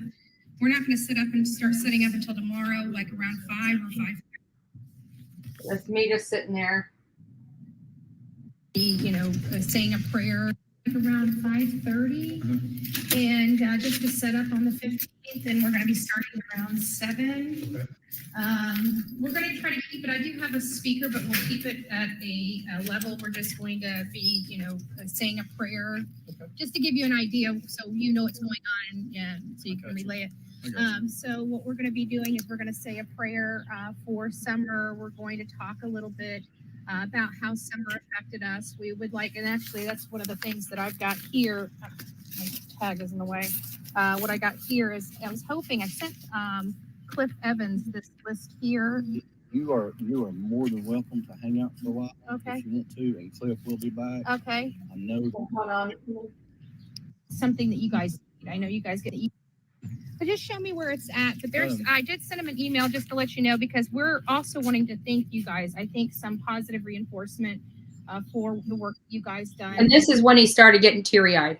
I know you guys get beat up a lot. Yeah. And so we've got cards coming. We're going to, I'm going to be dropping those off the morning of the 16th before I leave. While they're here, we're going to have everybody sign thank you cards. And I just think, I just really want this to be a loving, caring event, not only for Summer, but for you guys as well. Right. It's like you said, I mean, we get blasted constantly, and it's tough. It's tough on everybody. I mean, the amount of hours that's been spent hiking through those mountains up there and stuff, and it's just, I can't imagine. And you guys have families too.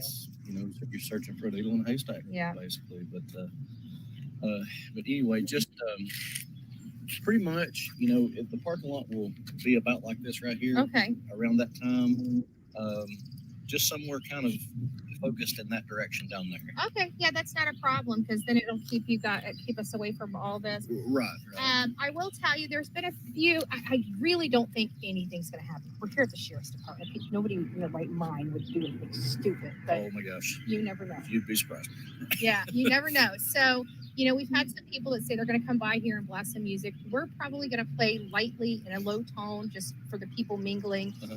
We're going to do some light Christian music. Okay. We're going to say a prayer. We're going to have some talking, and then of course, if you can just let Cliff Evans know, I sent him 6 things, and it's just basically the number of law enforcement involved, the number of searches involved, the amount of acreage mileage, the types of injuries sustained, because I don't think people realize that there was a lot that went on there. Yes. Sprained ankles, exhaustion, heat, all that stuff. So we want them to know exactly what truly happened, that this was not cakewalk. And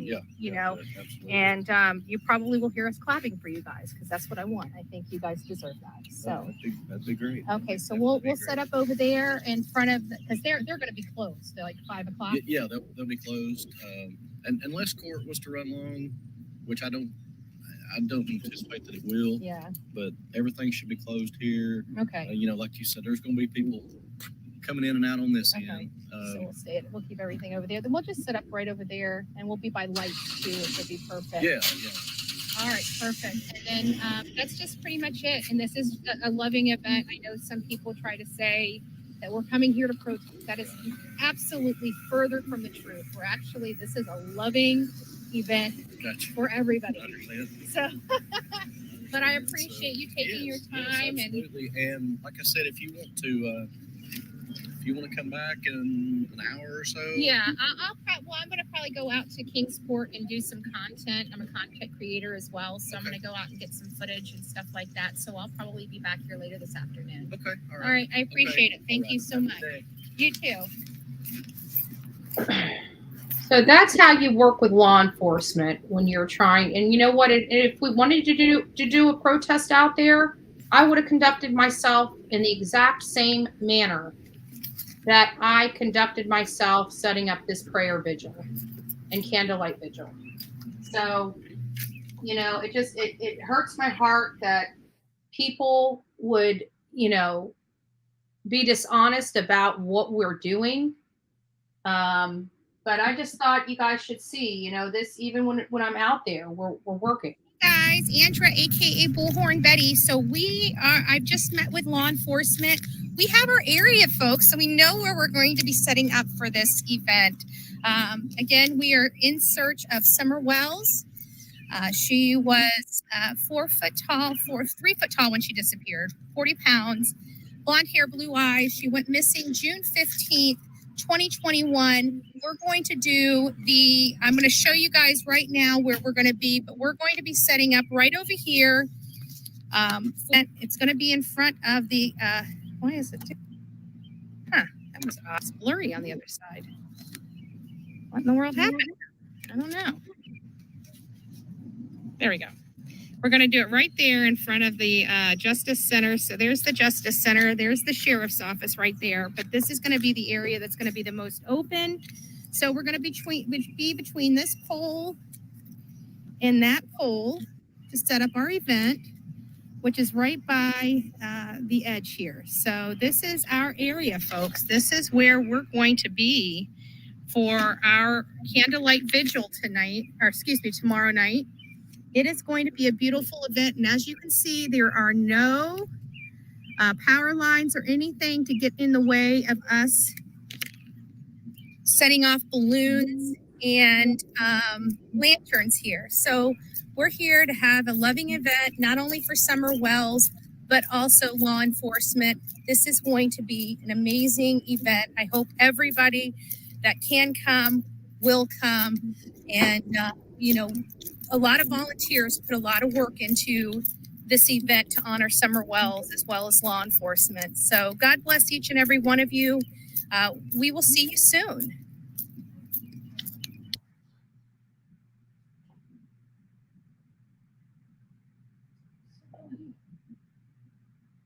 Many of you already seen this. Andra, aka Bullhorn Betty, is here at the Warriors Path water hole. This is where we are going to actually get into this water and feel what is on the bottom of this lake. I've got some other people here that are participating in this. I believe Dolly Vision is about to pull up, so we're going to wait for him so he can. So I'm going to pause this because I want you guys to see. Look at all those beautiful. Look at all those beautiful flowers. All this stuff in the tree. All this was taken. All of this was taken. Somebody went out there and took all this. That to me is just the worst thing you can do, folks, because this child has had so much taken from her. Why would you take even more? And whether your heart was in the right place, what you did was wrong. It doesn't matter where your heart was. It matters the right and wrong. If something didn't belong to you, why in the world would you think you have a right to take it? Those ladies put that there. They would have rather the park rangers come and remove everything than just remove their stuff. I'm just letting you guys know. And that's their choice because they're the ones that put that there. It wasn't for anybody else to decide what happened. It wasn't anybody else to decide what to remove and what to leave there. That wasn't their decision. These ladies came all the way from Illinois to build something beautiful for that baby girl, and people took it. They took it. They dismantled it.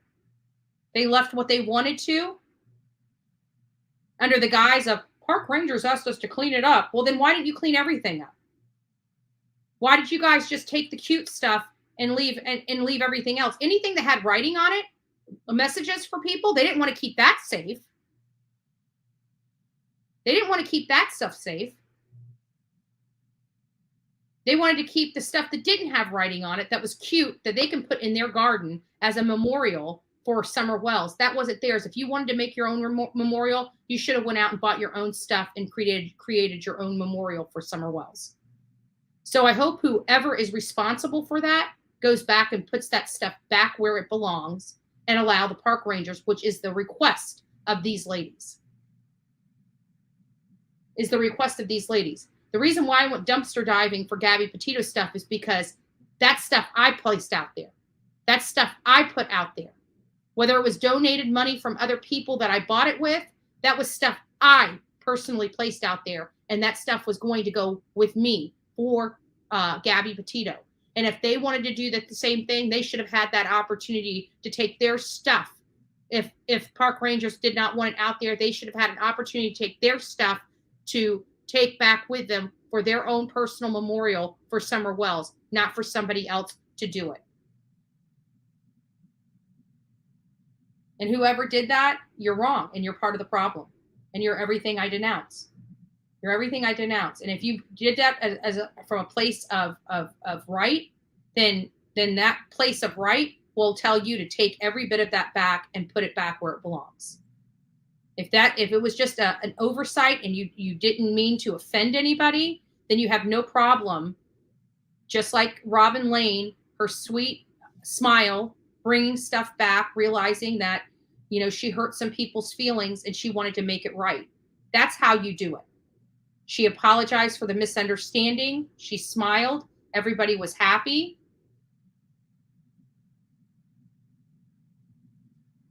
No, that's incorrect. So what had happened is the park rangers told them if they didn't clean up their mess, that they could be charged $100 or $150 fine.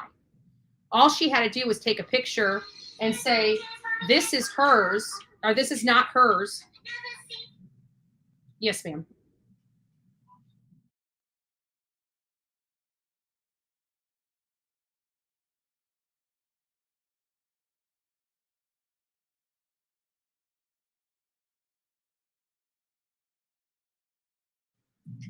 All right, hold on just a second.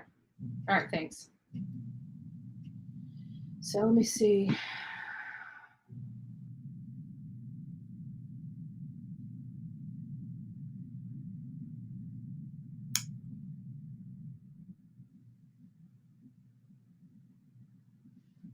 So I just want to tell you, I just got a call they said that the banner was already ripped down.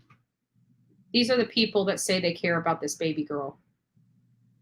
These are hateful, vindictive, spiteful people that don't care about that little girl. You know what they care about? They care about their anger and hate for other people. Isn't that sad? Ashley's saying her cousin who lives 20 minutes from Ben Hill said Dolly's sign is already ripped down. His banner, that beautiful banner. Let me show it to you.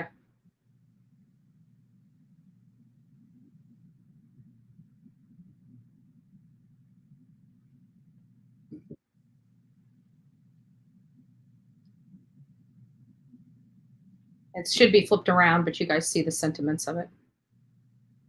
Where is Summer? How horrible is that sign?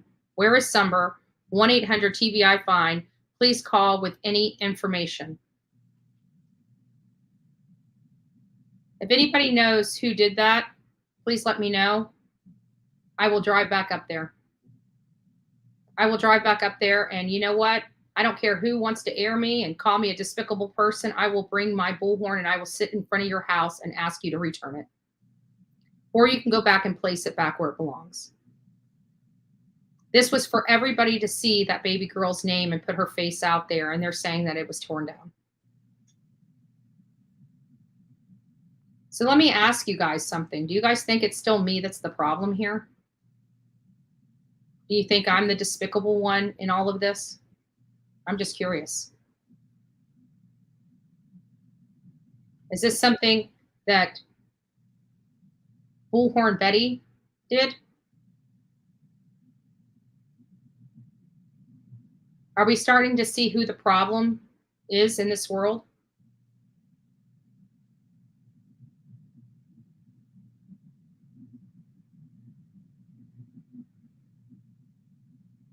So that's sad.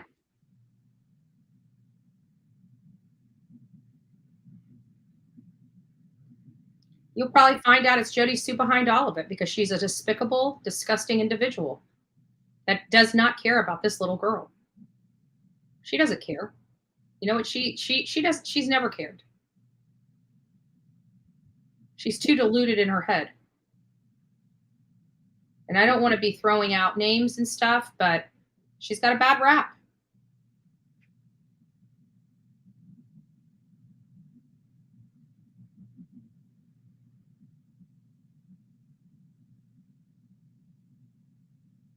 The Rangers did not remove those items. I spoke to them myself.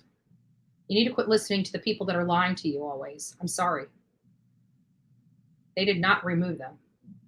They surely did not. And explain to me why park rangers would go and remove something so beautiful when they have twisted tea cans and all this trash and Jack Daniels bottles thrown around that we went and picked up and threw away.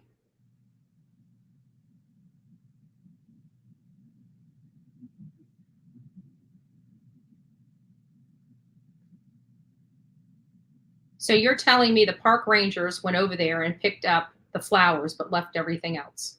That's what you're trying to convince me of? Was it your husband I spoke to? I'm just curious because I spoke to one of them and they said it would be fine. So explain to me why those little metal items were taken, but the balloons were able to stay in the tree, which is toxic for the environment, right?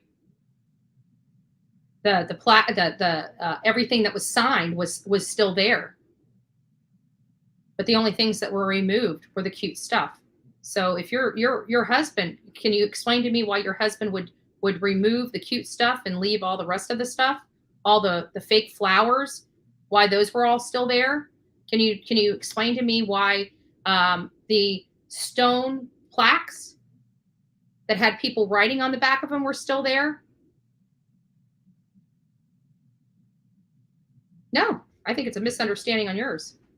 I'm sorry.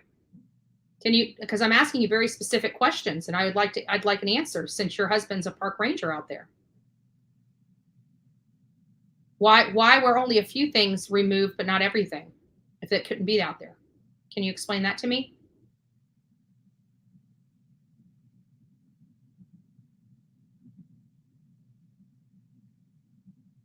It wasn't their trash. It wasn't their stuff. She could have easily taken a picture, and you still are not explaining to me. Always. You are not explaining to me why some stuff was removed and other stuff was left. Other items that could have been more detrimental to the environment were left there, while these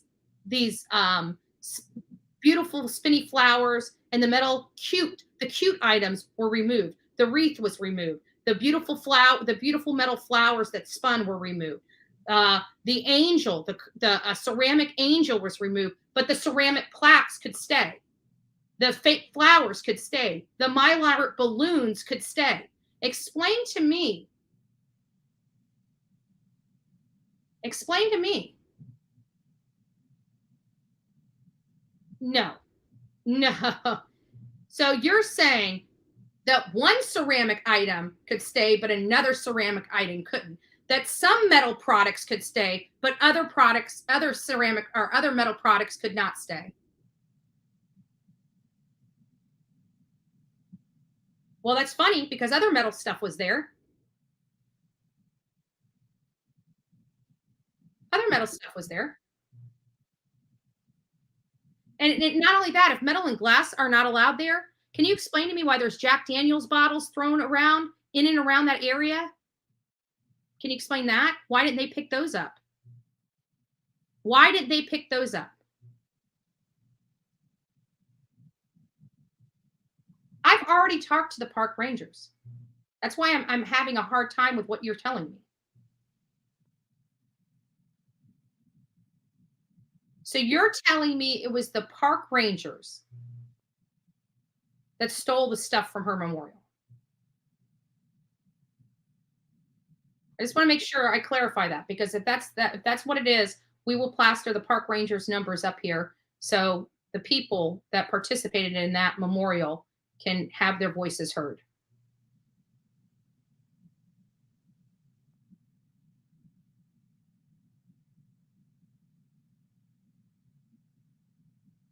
Because they surely didn't pick up other glass and bottles and cans. They didn't pick up the trash. I find that odd. Why did they pick up the trash? They're so concerned about these metal flowers for a memorial that they could not leave up for 2 days. Why didn't they go and pick up all the garbage? All the disgusting booze bottles that were not even 5 feet from that memorial. Why did they do that? Just curious.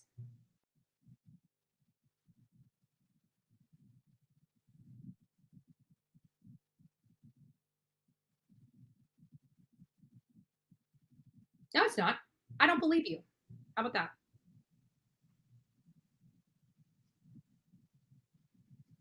I don't believe you.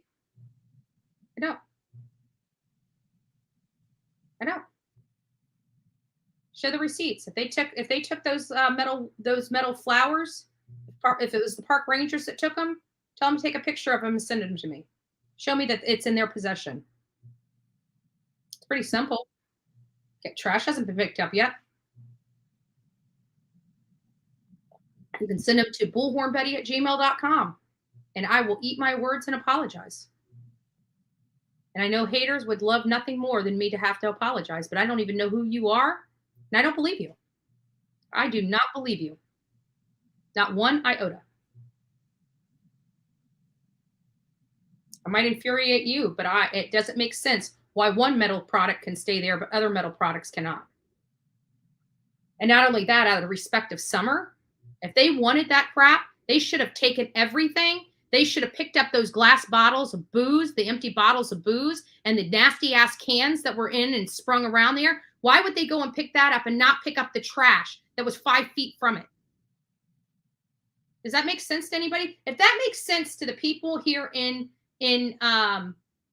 on this channel right now, put a 1. If it makes sense for them not to pick up the booze bottles, but to take the spinny flowers, put it. If it doesn't make sense, put a 1. If it makes sense what they're doing, if you understand that the park rangers remove these, put a 2. I want to see how many believe this nonsense. And not only that, but if they were so concerned about the metal products, again, why weren't they picking up the cans that were sprung around? All that. I've got videos of that too. You want to see it? I'm happy to show you the booze bottles that were laying around near Summers Memorial and how they were still there the next day, and all the cans that were in and around that area that went untouched.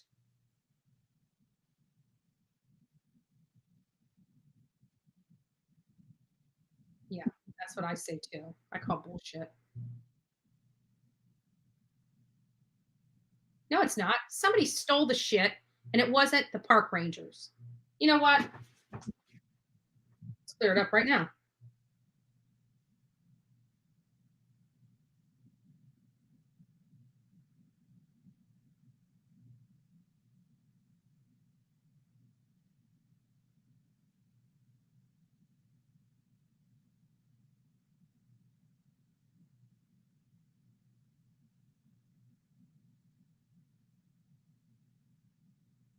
Somebody give me the contact information for the park rangers, please.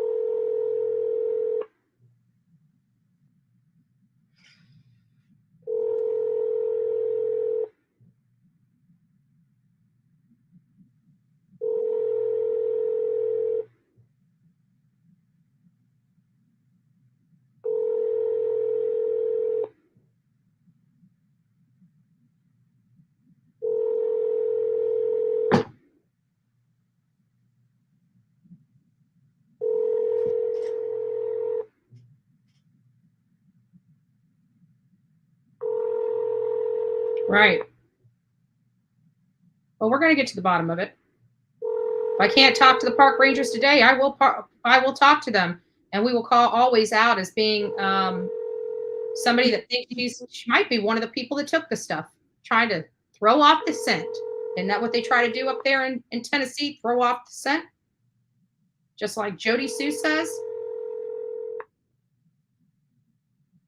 No. Oh, no. You're not going to go Google and act like you come into this chat and know something and know what you're talking about because you chose to Google it, now trying to tell me that you're a park ranger's wife when you're not. I'm sorry. There's a little bit difference. There's leniency for something like this. You know how I know that? Because we did this for Gabby Petito. Now, you know, I know what I'm talking about. This is not my first rodeo, girlfriend. It's not my first rodeo. It's not my first rodeo. And you're calling it others left trash doesn't make it okay. You call Summer Wells Memorial trash?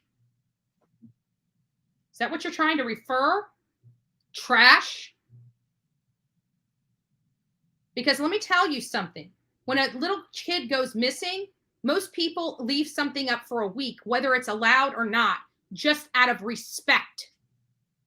When I talked to the park rangers, they assured me they did not move anything. And you're trying to convince me that they did. And I'm going to prove you wrong, always watching, that what you're saying is not true. Because I know the truth. You know why I know the truth? Is because I pick up the phone and I call and I ask. And people talk to me.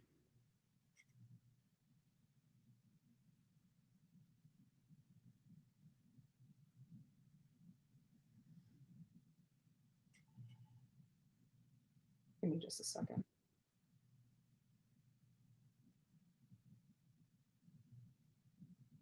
I want somebody to go out to who if you live in the Beach Creek community or not too far from the Beach Creek community, can you please put a 1 in the chat, please, for me?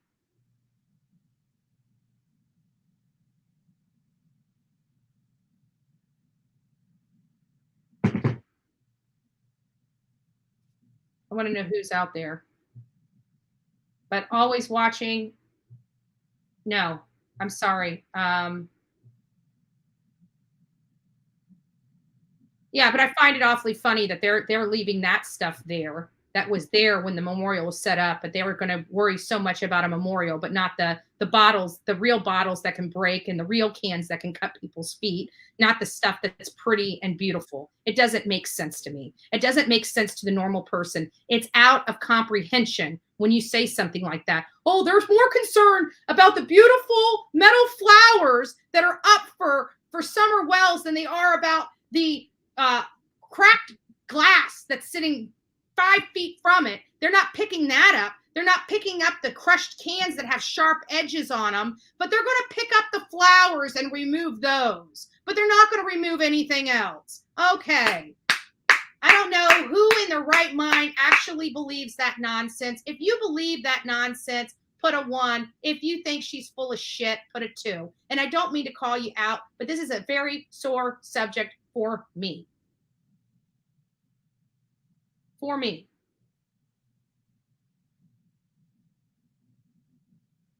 That doesn't make sense. It doesn't make sense to the normal person. If they were so concerned about metal products and glass being out there, they would have picked it all up, not just some. Period. Period. What you're saying does not hold water. You don't go out there and rip a memorial up, but leave the glass, the broken glass that can cut somebody's foot sitting next to it. Sorry. I call BS. You're not going to pick up a beautiful memorial that's not going to injure someone, but leave the products that could injure someone behind. That doesn't make sense. So you can go Google what you think you know, but maybe you need to pick up the phone and call your husband to find out if he actually removed anything. And I guarantee he'll tell you exactly what was told to me. No, they did not touch anything.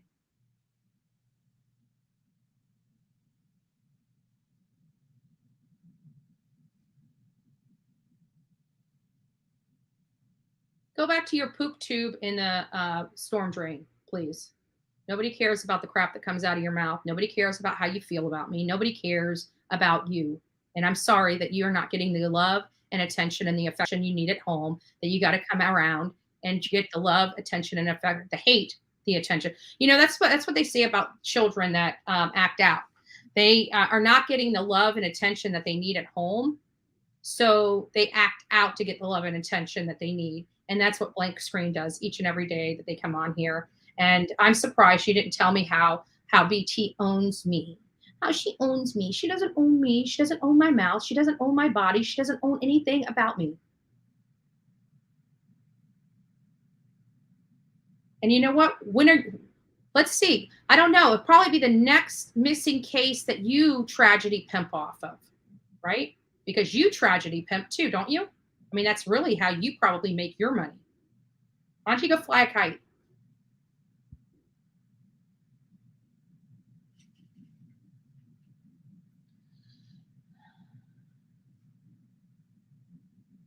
Yeah. Oh, it's because it's a troll or a bot that just makes new accounts, and I've left this open. If it gets too bad, I'll just cut off and you can't talk anymore. And now you know why. But there's only one. Like really, there's only one jackass in this chat. That's a coward. I even offered him to come up and address me face to face since he has so much to say. But cowards don't like having to be schooled. They like hiding behind anonymity, like the cowards that they are. I need to come over, guidance, to have you cut my hair. Actually, now that I know you live so close, I might actually have you do my highlights next time.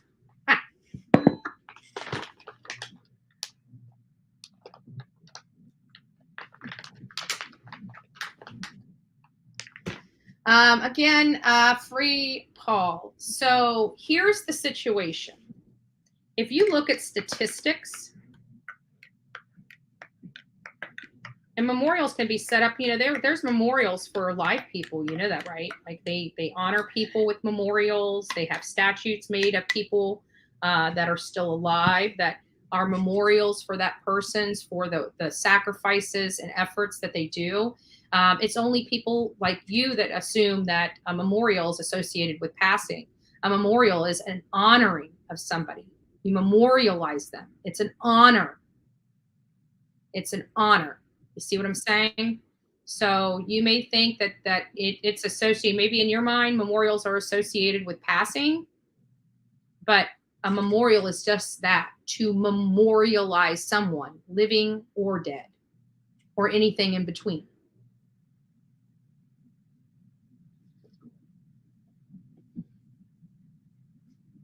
Deal.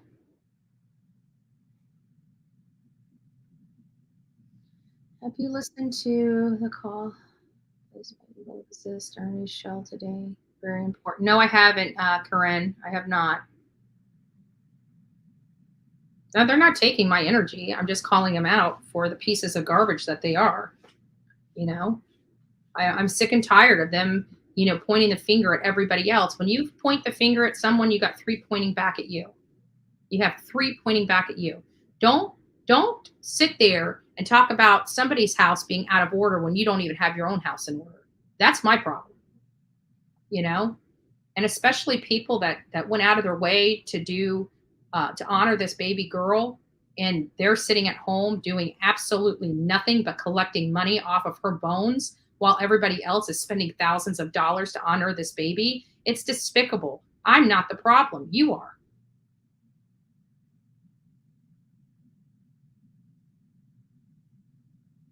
Yeah. I want somebody that's in the Beach Creek area to please go out and please check and see if that sign is still up that we all placed there out of love for Summer to bring awareness to her. So it was finally visible from the street. The problem is the one that was placed by Candace and them, you couldn't see. It was placed on Beach Creek. It was covered up by shrubbery. The name of the game is getting her face out there. And if somebody took that sign down, is a freaking despicable individual. Is a despicable individual. It was on community property. This was placed on public property. They had no right to go there and take it down. And I want to know who did it.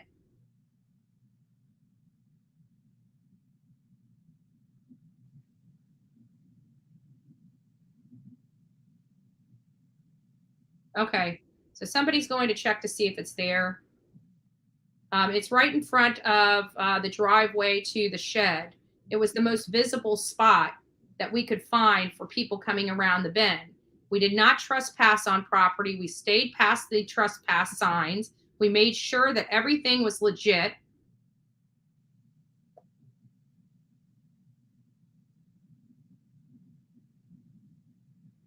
Yeah.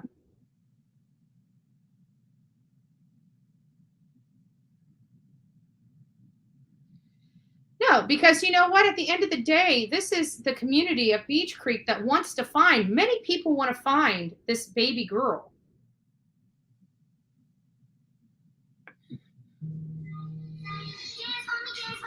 Yes, ma'am. Yes, ma'am. Yeah. Okay. Okay. Okay. Thank you. Bye-bye.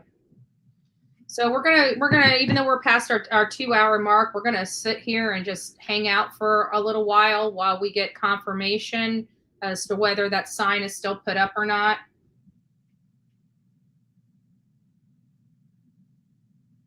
I'm gonna call. Hold on just a second. Give me just a second.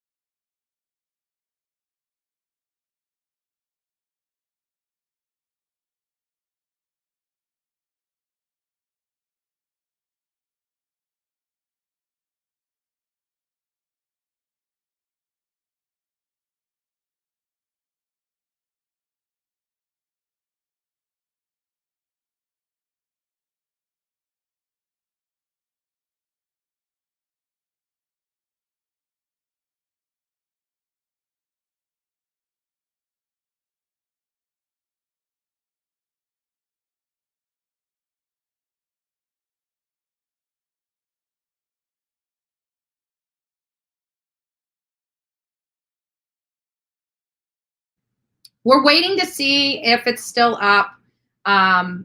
We will find out one way or another whether it's up or not. Just stay tight here. We're just gonna play. Let's play a few more videos. Why not? While we wait, we did a lot of stuff. Let's see here.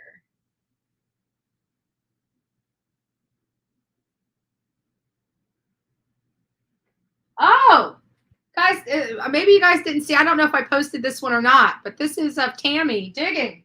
That woman is a rock star. So we're out here. It's now starting to rain on us, so I'm going to try to get an umbrella. Oh, wrong one. I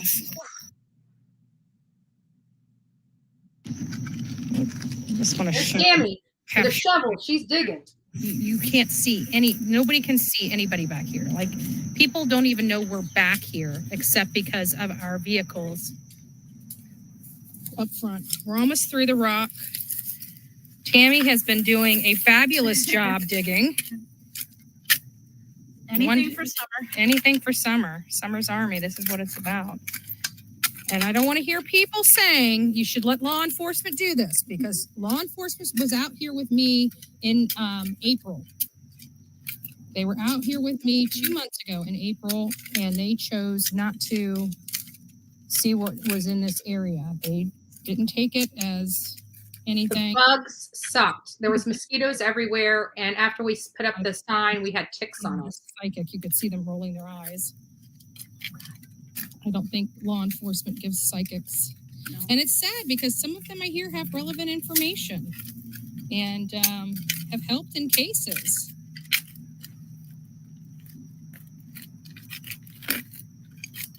Oh, geez. No.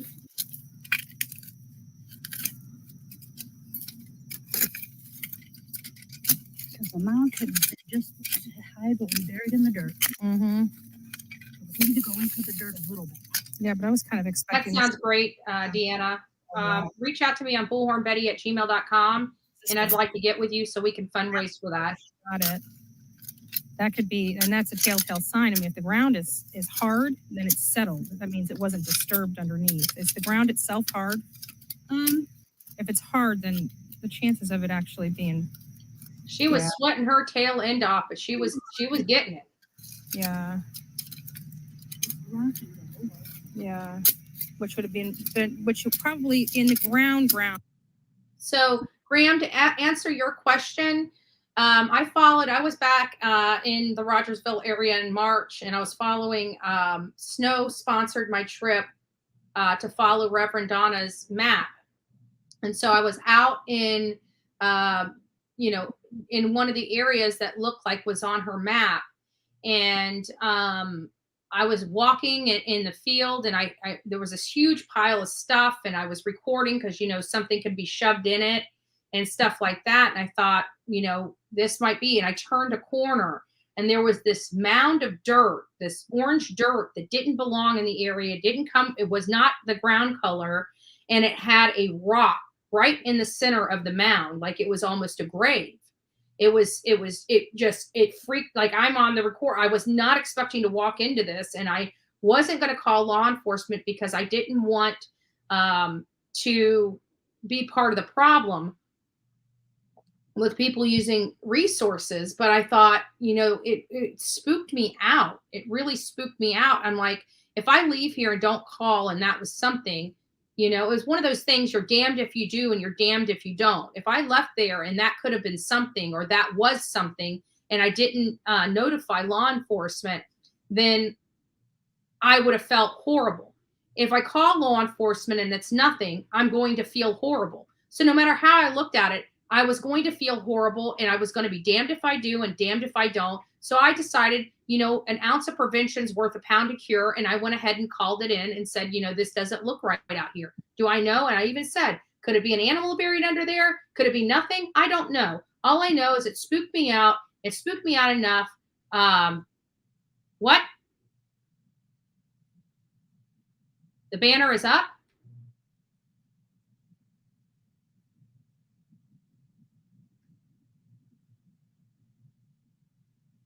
Is the banner back up? Do we know?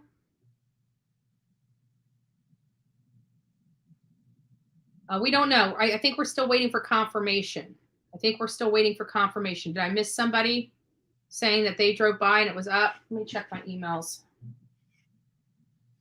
But, we wanted to make sure that something was,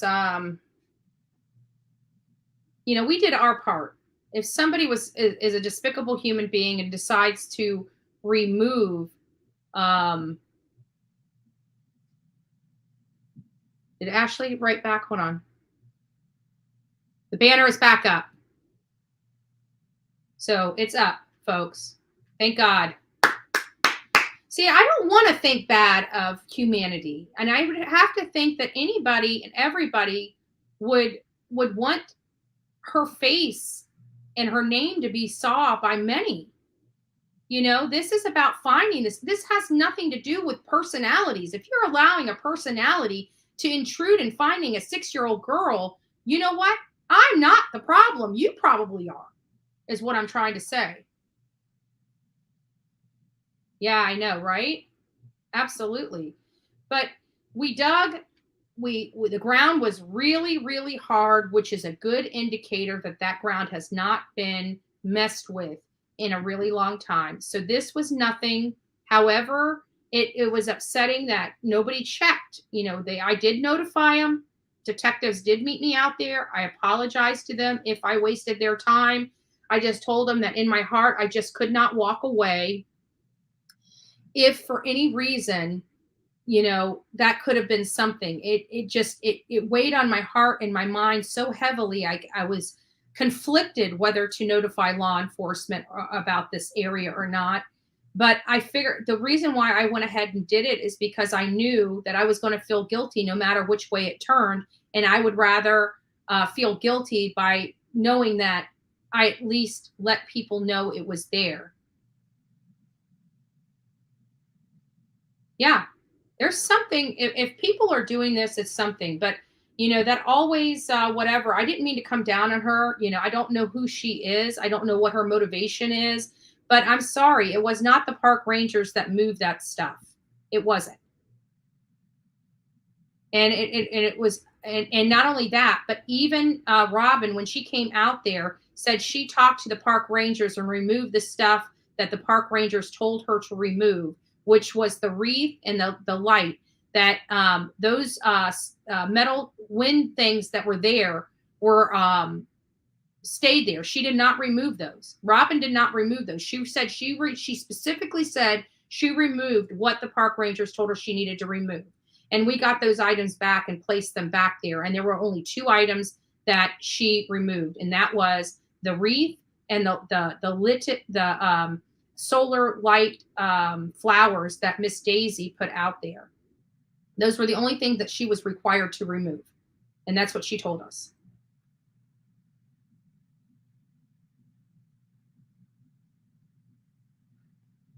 RV, no, they didn't. You know, well, we can be hopeful. We can be hopeful that she is alive. I am on the opposite end of the spectrum, where I am hopeful that she is alive and will be brought back safely. But I'm also in true crime, where I look at a lot of statistics and have the reality of, you know, after they're gone for more than 3 hours, the chances of them being alive are very grim. And if you don't have the information you need after 72 hours, the numbers go down. I mean, into the single percentile of a child coming back alive. That's the difference. You know, it's not that I want her. Of course, you know, I'm a human being. I want this baby to come back and come back safely. There is nothing in this world I want more than that. There's nothing in this world that everybody in this channel right now wants more than this baby coming back and coming back alive. But when you look at the statistics, which, you know, law enforcement, Summer Wells is not the first child that went missing. There have been many, many people that have gone missing before. They track all that stuff. They formulate statistics, you know, statisticians and mathematicians and things like that put this stuff out. And, you know, we want hope. We want to have hope that this child will make it back and make it back safe.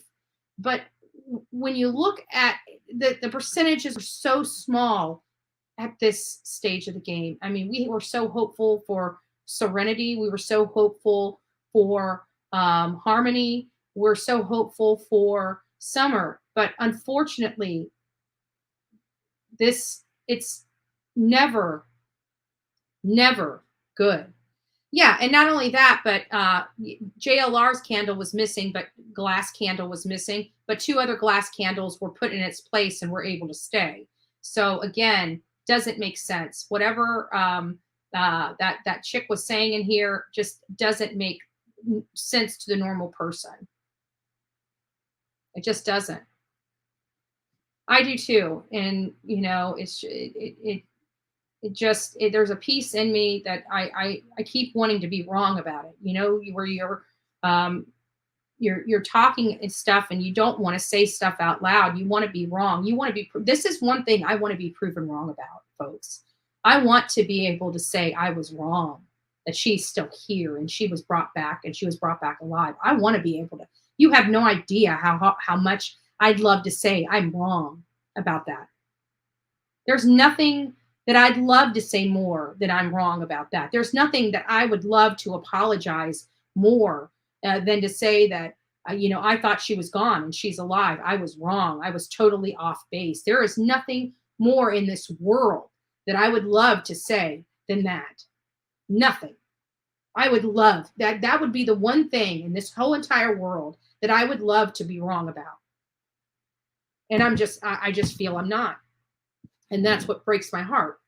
That's what really breaks my heart. That's the one thing I would want more than anything in this world to be wrong about. Like I'm praying to God that I get to come out here and say I was wrong about that.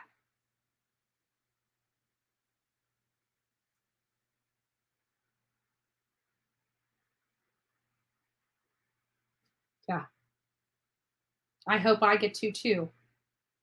I hope I get to eat my words on that. I hope I do. I really do.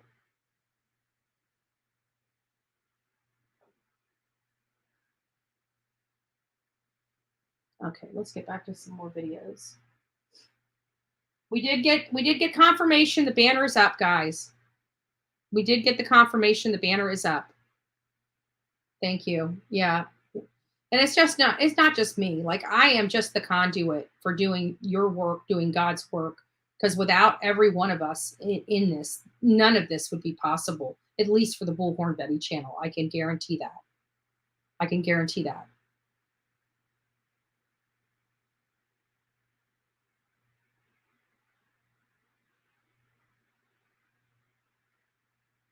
We actually talked to Robin. Robin brought the wreath back. Robin brought the light up things, and she explained that she took what the park rangers told her to take, and this is what she had. And Tammy asked her, "You didn't take the metal stuff?" She said, "No, those things were left there. I made sure that they were left there where they were." And so, no, those items were allowed to stay according to Robin. And so Robin she took what the park rangers told her she had to clean up. And that's what she took. And she brought those back. When she realized what had happened and how upset some people were, she brought those immediately back. She was very kind about it. She, said, I got nothing bad to say about Miss Robin. Miss Robin, Summer loved Miss Robin. And I know people try to say that she took this baby and I never believe that. Her heart is I out of all the people out there, her heart, in my opinion, is the most pure of pure.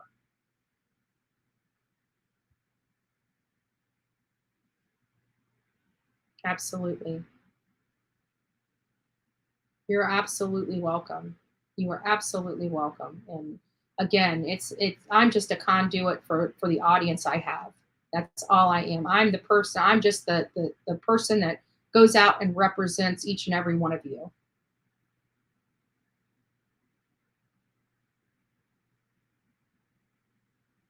Okay, I will. Yeah. Yeah. And you know what? For example, listen to this, and you guys know this. We were just out there for Stephanie. We got an update on her as well with that William Redden. I'm going to give you guys an update on that. But, we were out there and law enforcement told them, we don't even have a place to search for her. And you know what they did? Like they still, even though there was nobody had any, they still felt obligated to go out and search. We went out there in the heat. They had already done several searches in and around the area. And when we got there, we got flyers from them. We had our own flyers with us. And we went out knocking doors, talking to neighbors, handing out missing person flyers and things like that. Nothing stops anybody from going out there and searching for somebody that they love that is missing and that they don't know whether they're dead or alive. And this is and these are her friends. This wasn't even her family. This wasn't even Stephanie's family. This was just Stephanie's friends, because her family lives in Iowa. Her family wasn't even in the state of Florida. She had no family there to go out and search for. Her family was her friends, and they showed up in force, and they went out and looked for her, despite whether law enforcement says, well, we don't know where to send you guys to search. We don't know where to even search because we don't know where she's at. Yeah. Okay. All right. All right, Deanna, thank you. Let me just go on here. Give me just a second. Sorry, guys. This is kind of like it's almost like breaking, where we're everybody's working together to make sure that we have what we need to have here.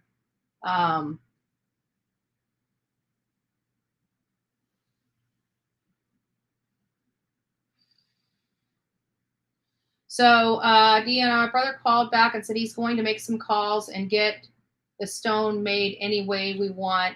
However, we live in Michigan, so we might have to find someone closer to have it placed. I have some ideas for stones already. So it looks like, and I'll start reaching out to other creators and seeing if they want to participate in this. I know that people, whether they like me or hate me, watch my channel anyways. So we're going to start thinking about getting a stone memorial placed for Summer Wells.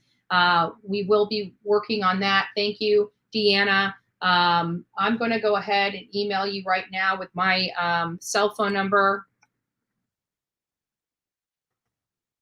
Oops, I wrote it wrong. So I just emailed you. I didn't write anything but my cell phone number down there for you. Go ahead and plug that in your phone and send me a text so I can save your number. And we'll start working together and coordinating something like that. I think that would be a beautiful tribute. And I'm pretty sure we can work with Hawkins County to find an appropriate spot for a memorial for Summer Wells to be placed. This will be a stone memorial that cannot be removed. And we will start working, get a monument company to donate one. That might be an idea too. Now that we've got this is Summer's Army right here. This is us brainstorming on how to honor this baby even further. Yes, it will be. It will be. It will be. And, good morning, Hellcat. Oh, I see you, Susanna. Nice to see you, baby. But the sign is up. The banner is up.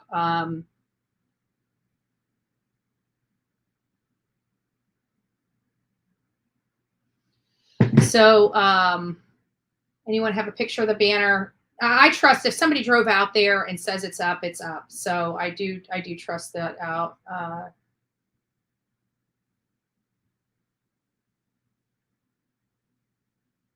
have to go back and see that in just a second. Let me see if there's anything else that I need to see in my emails here. Oh, Stony. Okay, there you are. You were the one I was supposed to reach out to. I'll give you my number. I'm gonna save your number, Stony, if you're still in here. So you have my number. I'm not the best at, because I get so busy and so wrapped up in other stuff, but I'll save your number. I don't pick up phone numbers that I don't recognize. I've got I can only have one Google number attached. Maybe I can have more, but I think I can only have one Google number attached at a time. So I'm constantly migrating those numbers around depending on how much I don't know how people get all these Google numbers, but they do, and they call me and text me and everything else like that. It's a little cray, but I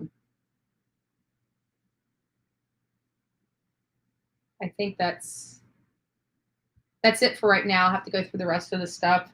But Stony, if you're still in here, yes, you are. Yeah, we're working on a few things, but please do. I just sent you my cell phone number. If you want to text me and just say that, you're Stony, I'm going to save it. Just check your email. You, as well as Deanna, both now have my cell phone number to reach out to coordinate anything and everything that needs to be done. But we need to do something that we don't have to worry about some a-hole. Thank you so much, Sharon. That we don't have to worry about some a-hole taking and using it for their own personal benefit. So I appreciate it. I appreciate it. Thank you for all the love and support, guys. I really do appreciate it. And we will make sure that there is something, as people want to sit there and do horrible things because they don't like someone, but what they're really doing, and I hope people let that sink in, what they're really doing is hurting a 6-year-old child and hurting the efforts to find a 6-year-old child that's missing. And I hope if everybody just takes a break and takes a step back and realizes you're not hurting me. I'm waking up tomorrow morning. I'm going to get a good night's sleep tonight, and I'm waking up tomorrow morning, and I'm going to still keep fighting. Whether or not you try to hurt me or disparage me or say despicable things about me, I'm going to still get up and keep fighting. What you're doing when you're trying to attack me and doing something to deface or remove something to aid in the help of finding a baby that we want to find safe and bring back safe, you're only hurting her. You're not hurting me. It's breaking my heart. But what is that proving? It's proving you are a horrible person. That's what it's proving. And that's it. That's all it's proving. That's all it's proving. I'm still going to wake up and breathe air tomorrow. This baby girl may not. This baby girl may, if we can find her, right? And every time you take something that's putting her face out into the public. You're only hurting her.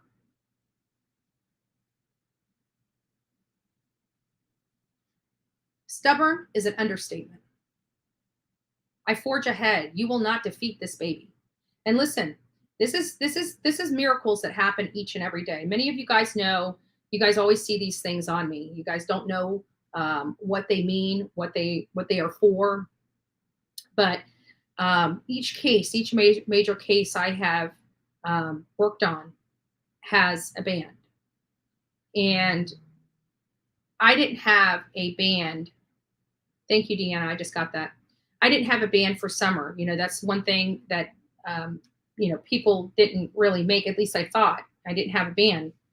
And this wonderful lady, her name, she goes by this, the handle Toaster Oven, came up to me. Nobody knows about these. I've never talked about my bands. Maybe I have showed you guys, you know, the Cry Kai and Gabby Petito, but I didn't have Summer Wells. And I got to tell you, it melted my heart when I got a purple one for summer. These things I take off when I take a shower and they go on. I wear them even when I have a gown on. You know, when I go to an event, these things go back on. These things go back on my arm. They are worn everywhere and every day, whether they match my outfit or not. And that's what it's all about. Impact. You can make a difference. And these I wear every single day. And do you have a monkey? I do not have a monkey band. But these are all the cases that we've covered, and they have a special place in my heart. And every single one of the victims of the major cases I take with me. We talk about other cases? You know, if I had one of these bands for every case that I've touched, I wouldn't have an arm left. So these are the cases that were the most impactful in my life. And it was the Gabby Petito case, the Kylen Schulte and Crystal Turner case, and now the beautiful Summer Wells. We have bands for them. And again, even when I'm wearing an evening gown, this is probably the most tacky thing that you could have on your arm with a nice evening gown. And guess what? They're still on my arm because I, each and every day, never want to forget. And I want people to say, why are you wearing those? Well, here, let me show you. Thank you. Thank you so much. I appreciate that. I got mine for free. You know, every one of these were given by somebody that loved and supported these cases. And so these are worn every day. Like I said, I take them off to take a shower. They're out there with me when I'm in the swamp. They're out there with me when I'm in that filthy ass water looking for, you know, any kind of anything. But these stay with me, and they're very special for me. That's all I'm going to say. This has been a really rough case, this Summer Wells. But you know what? At some point, we need to take this initiative and this drive, because this is what I'm thinking. And I don't know if you guys agree with me or not. I don't know. But my thoughts are, you know, we have this beautiful Summer's Army that has a way of getting people, not just children, but people, everybody's face out there and be able to cover and help more people. And I don't ever want Summer to be gone in vain. However she's gone, whether she's alive and somewhere or whether she's gone, you know, I don't want her being in vain. I want to take her name and this initiative, this huge platform of Summer Wells Army, and utilize it to help other people, to help get information about other cases. Because right now we are at the point where we've got as much information as we can possibly get right now. You know, and the bottom line is it appears that the timeline doesn't add up. with Jonathan going out and getting that amazing interview. I can't wait to watch it. I have not watched it yet, but I heard about it, about the ranch hand that takes care of the animals, the horses and stuff, saying that that truck was there all day. Remember, that is a problem for me. That is a problem for me because they have made it a point to say that they were only there for about 20 or 30 minutes that day with Summer in the water. And then and the ranch hand says that they told TBI the same thing, that truck was there most of the day. What in the world was going on out there? This is a game changer. This is a bombshell revelation. Bombshell revelation. And it changes the timeline. It changes everything we've ever known about what has been told with us. Right? So I got to remember, we're going to write this down so I don't forget Uncle Eddie. So every time we see blank screen in here, he's Uncle Eddie. Uncle Eddie.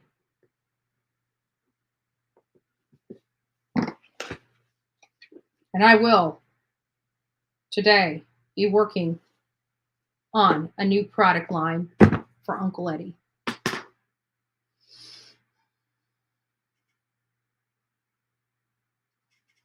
Let me see if there's anything else that I want you guys to see.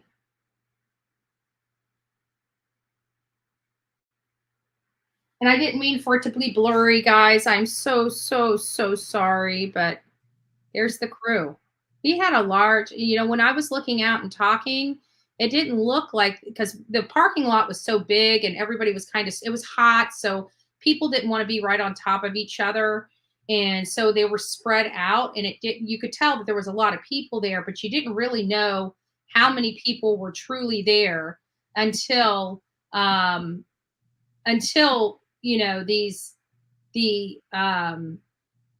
all got together for this photo op, for the group photo, right? And I took one, and I was trying to, as you can see, I mean, my hair is a mess. It was humid. I have no makeup on. I'm hot as heck. I'm sweaty. It was, I was, but we did it. We did it. As hot as it was all for the love of summer. People sat out there for over an hour before we got started in that heat for the love of summer. Everybody came out there and worked their tail end off for the love of summer. And I couldn't be more pleased or more happy, and kudos to everybody. Candace is only worried about herself. Her past comes into play only because it apparently is her pattern of behavior. And that's what people don't understand. This idea that Summer just walked off. If she walked off, listen, guys, and this is a trigger warning. So let me just say it and just get it out. If Summer was just wandered off, they would have found her, even her bones at this point. You understand? I hate breaking it down like that, but if she had wandered off, they would have found her by now. They have not only scoured that area multiple times. Every inch of that property has been scoured multiple times. And not only that, but you guys got to remember that even Don Wells' own private investigators, when they had the drones out there, were looking for a grave. If that is not telling, I don't know what is. They weren't looking for her above the ground. They brought out equipment to find her underground. Right? Then they want to inject a new theory into the investigation of an animal attack, which an animal attack would have even been more apparent and more visible. And I can guarantee would have had every single dog going straight to that scent. Hi, Elsie. Nice to see you, babe. So if there was an actual animal attack, those scent dogs would have went straight to the blood. Straight to the blood. And it would have been a horrific, you can only imagine what something like a bear attack, being mauled by a bear, what kind of,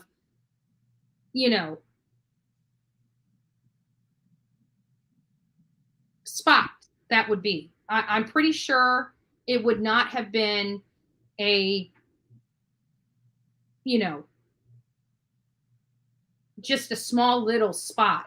It would have been gory. So why are they interjecting an animal attack but looking for a grave all in one sentence? Doesn't make sense to me. Doesn't make sense to me. And what I find odd is that on the record, for fact, like I said, this last, in my opinion, this last press conference that they did on, was it June 15th or the day before? I think it was June 15th. They actually did the press conference. Was the shortest press conference that they have ever done related to Summer Wells case, but it was the most telling press conference that they've ever done. And why do I say that? Is because there were several things that they said for a record of fact.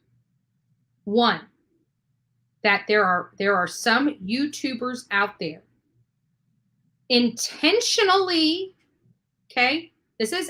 Remember, this is TBI spokeswoman. This is a factual statement that there are YouTubers out there intentionally trying to thwart the investigation, trying to send out misinformation to take away from this case. I can't remember the words that she used, but that was a statement of fact that they know for a fact that there are some YouTubers out there throwing these insane theories out just to change the direction of the case. That came out of TBI's own mouth.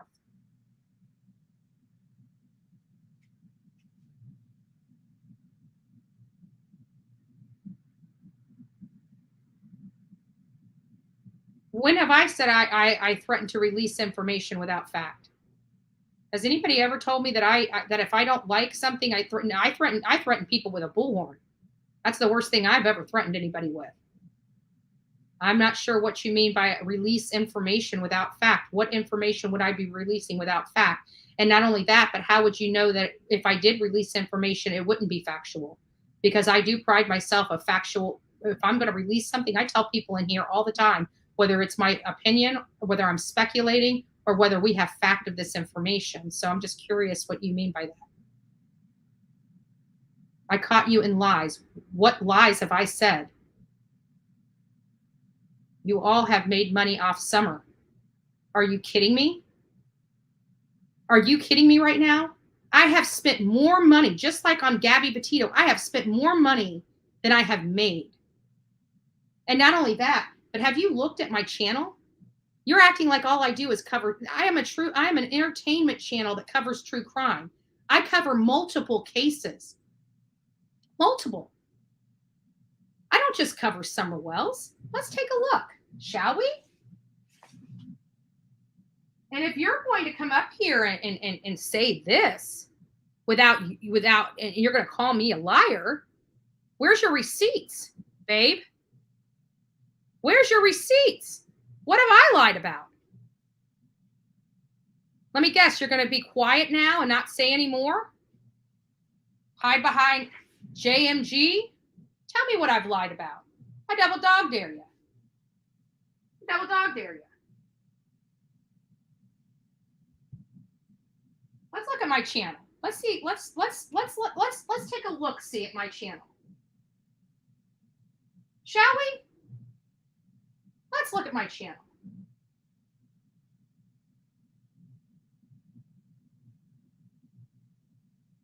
Summer. Oh my gosh. Is there something on here other than Summer Wells? What is this? What is this? What is this? What is this? Let's keep going. What is this? What is this? What is this? is cover Summer and make money off of her? That's all I do, huh? She is a relevant case, right? Oh, what is this? What is this? Huh? What is this? This is not Summer Cases. What is this? Not Summer Cases? Let's keep going. What is, Kylen Schulte, Crystal Turner. What is this? What is this? So all I do is talk about Summer, right? Todd Colehep? Oh my gosh. Oh, somebody else? Oh my gosh. You mean it's not all Summer Wells on my channel? What is this? What is this? Right?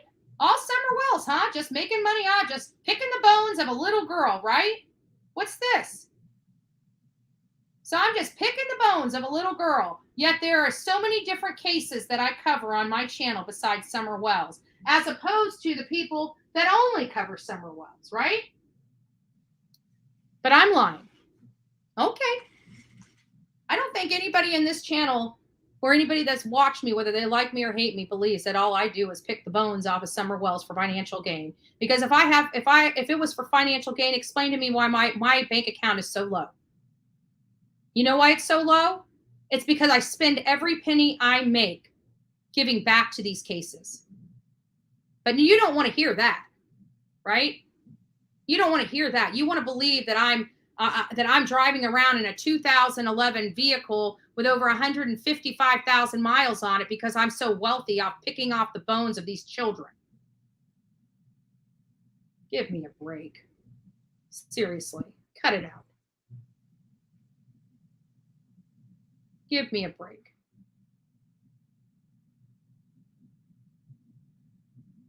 Yeah.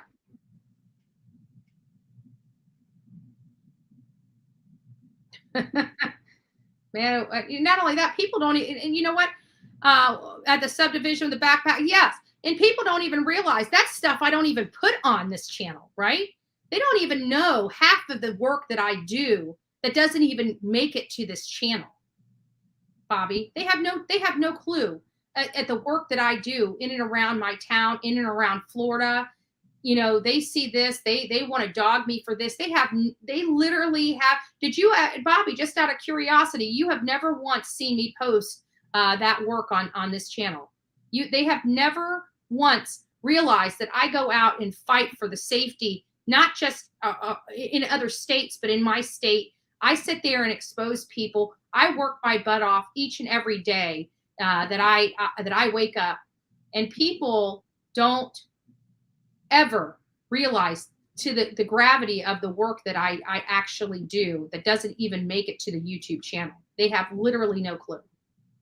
None whatsoever.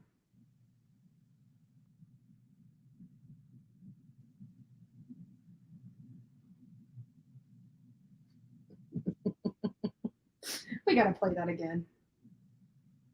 We got to play that again now that we have 346 people in here. Let's play that again. I think that was good. People need to see that. And I got to turn the commercials back on that as well.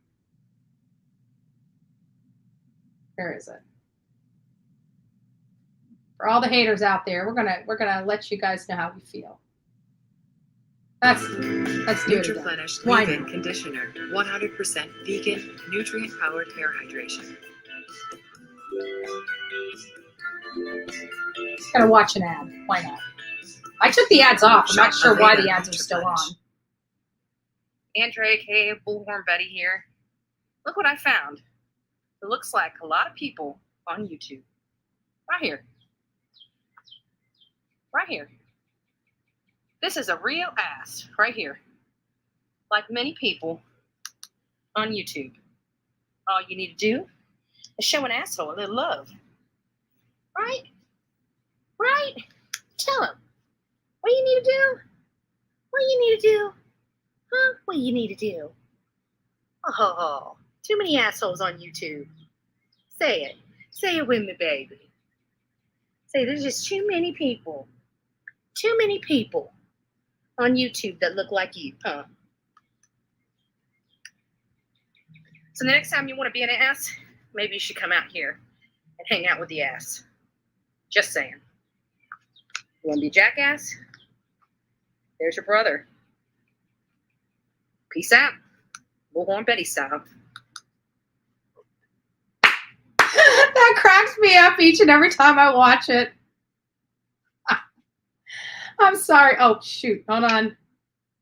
Popped over. I keep forgetting. when I'm on this YouTube, when I'm on this YouTube, it goes to the next video. So might as well give them something to talk about, right? Oh, that reminds me. Oh. Just what do you think? Remember all the nonsense? Bullhorn Betty style, baby. Nobody will control me. You can try to dog me. You can try to slander me. You can try to say, if you stop doing this, I'll stop. You're not going to control me. You're not going to control this woman. No matter how much you try, you're not going to control it. It's just going to end up biting you in your ass. It may take a while, but the tables will turn. Believe me. Believe me. Yep. Trolls, go talk to your brother. But you guys got to see this. Remember all those things? Hold on, wait.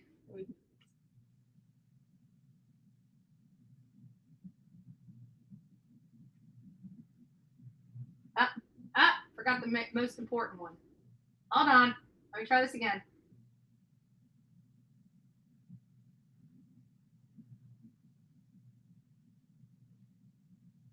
You guys know you love me. All the people out there coming up with all these names for me had to have a little fun with it, right? Had to have a little fun with it. Machete Betty, baby. Machete Betty. And why would you pick, if you think I'm as crazy as you all these trolls try to make me out to be, why would you be picking on somebody that has no problem? Not saying I'm a violent person. I'm not. Now, I'm not the one saying that. They are. But why, if you think somebody is so violent, would you sit there and poke the bear if you think that they're truly going to come over there and knock your block off, right? And it makes it's almost laughable. You talk all this mad smack and want to make me out to be this horrible person and how I'm just going to hurt somebody or strangle somebody, right? They talk about this all the time. Well, if you really believe that, why would you be poking the bear? If you think I'm that violent, what would make you think that I would not come over there and show you a little piece of that violence if I was that violent? Of course, I'm not. That's why they haven't experienced it. But had to have a little fun with it. Me and my machete. Yeah, baby. Eating it right off the machete. Now you guys want to talk about Machete Betty. It's going to be pretty comical.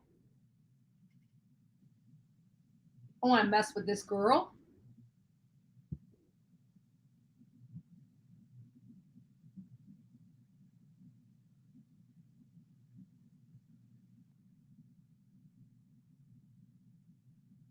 Yeah. There it is.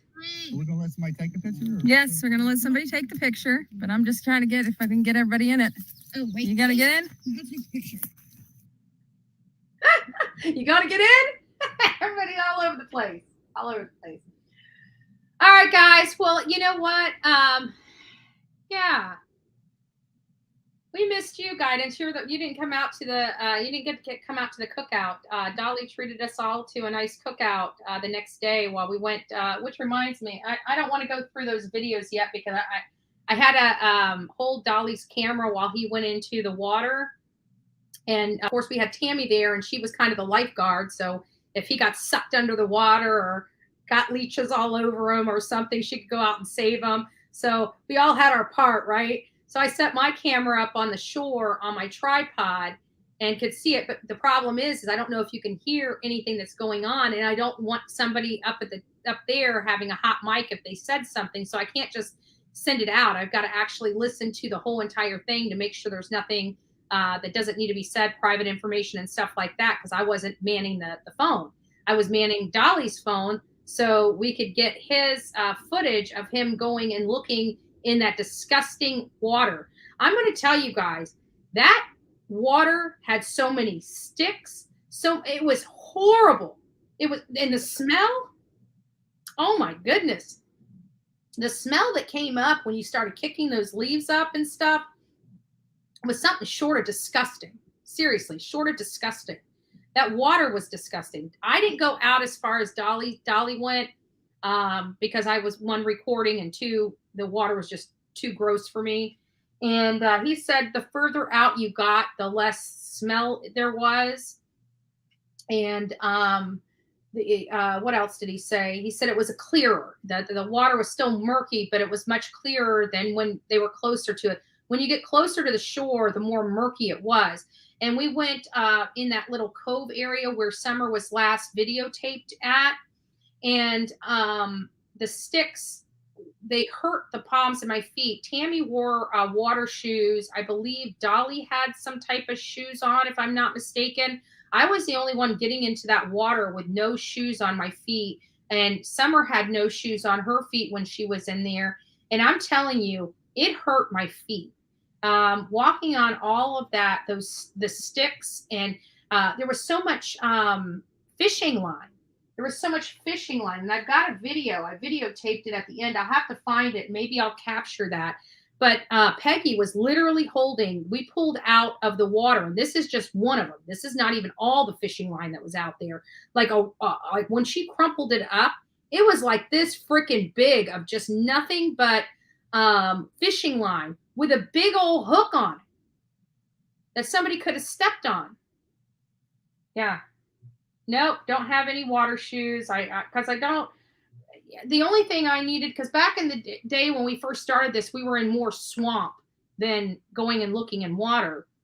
And I wanted a wading suit so I could get out in that swamp water, because when we were dealing with the Kathleen Moore and Collin Knapp case, the only reason why we could not find her is because I had to go through a swampy marsh area and I was not dressed for it. And had I had that wading gear, she would have been found that Saturday as opposed to that following Tuesday. We could have had that case moving forward a lot sooner and a lot quicker had I had that wading gear on. I never once thought of having to go in and out. But you know what? We cover so many different cases, and that's why I have my wish list item. I can't afford to buy all this equipment that I need to go out and do these jobs without it. I haven't even added anything to that wish list item in forever. We haven't even promoted that wish list item, and I'm going to start promoting it again, because clearly there is a need for us to be out there and be present and work and have the stuff that we need to be able to do our job. And as many of you guys know, this is a labor of love. And like I said, 90% of every bit of funds that I acquire through my own advertisement, not even donations. We're not even talking about donations, super chats, and super stickers. The money that I have actually acquired for the work I've done, the content I've created, the advertisement revenue that we get off this channel, 90% of that money goes back into each and every one of these cases.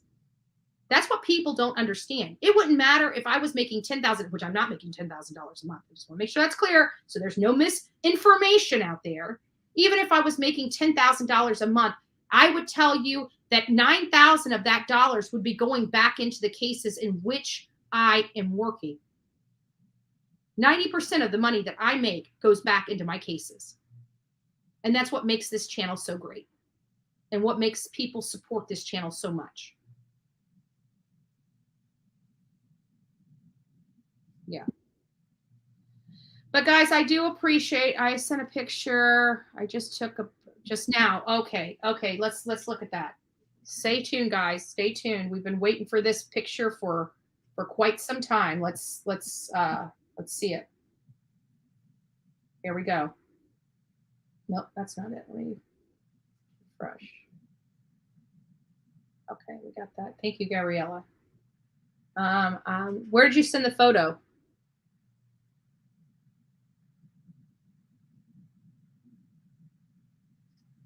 I sent a picture, just took of the banner just now. It's beautiful. All right, I'm trying to find it. Haven't seen the photo come in. Let me just refresh. Did you send it to bullhornbetty@gmail.com? If you have it, please send it to bullhornbetty@gmail.com, and I will post it so everybody can see.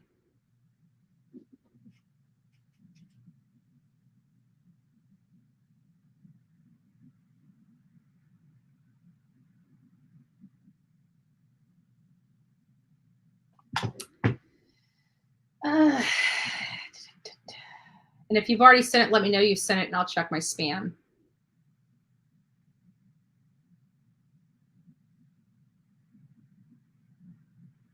No, she didn't. She didn't. I can guarantee that she didn't.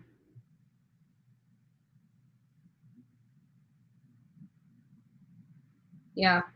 Anissa, can you, no, I keep calling her Anissa. Her name's Anissa. Anissa. Anissa, can you please find my wish list and post that, please?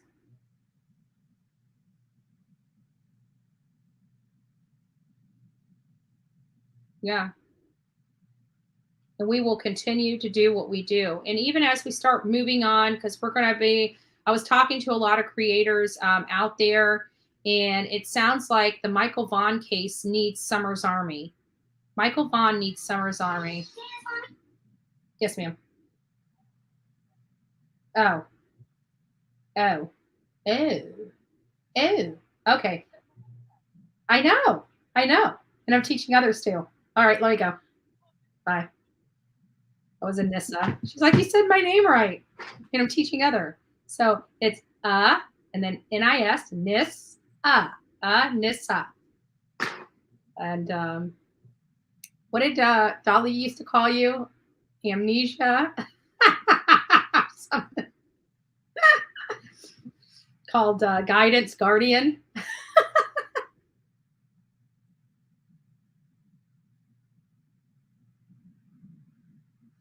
Okay, let's see here. Poor monkey, yes. But I think, you know, good morning, Sherry. Nice to see you. And I think that we need to take Summer's Army and use it to help other children get their name out, because, you know, there's some weird stuff going on in Monkey's case that, you know, we were kind of blinded by, you know, this Summer Wells case, because we were doing so much comparison in the way the parents were acting, that I think it kind of took our focus off how are the parents acting. I am actually working right now with True Crime with Eve to set up a StreamYard that doesn't go live. It's not put out there. You can do that where you have, it's almost like a Zoom where you can have people still come in if they have the link, and you can have the conversation and record it and everything like that. And we're all talking about, you know, getting a few creators in there and literally taking a deep dive into Michael Vaughn, aka Monkey's case, and just taking a real deep dive and utilizing our brains and brainstorming on, you know, what we know, what has transpired, what we believe may have happened, how can we disprove or prove certain aspects of some of the information provided in this case. So we are, that's in the works right now. You won't know it's happening because it'll just be creators getting some more information on this case and discussing it. And then, of course, we will start taking that and letting you guys know what we found, what we discussed, and everything like that. But we got to get a good handle on that case. We're not giving, and I want to make sure that this is very clear. We're not going to be giving up on Summer Wells or stop talking about her in any way. We're going to keep still. We can walk and chew gum. You know what I'm saying? We can walk and chew gum. But I think we have such a wonderful, beautiful Summer's Army that really wants to help these children. We know that there are a lot of children that need our help. They need exposure to their case. They need exposure to their name. Check your phone message from me, photos. Okay, hold on a second.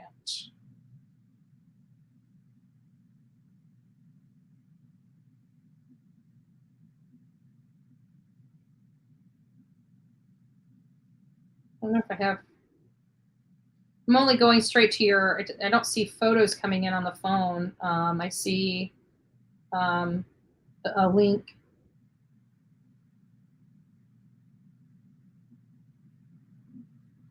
Yeah, I'll check that out in just a second. I thought, but I don't see, if you sent photos, they haven't made it to me yet. They haven't made it to me yet. All children missing, yeah. And all missing people in general. But we need to kind of start figuring out how we can take Summer's Army and start helping more.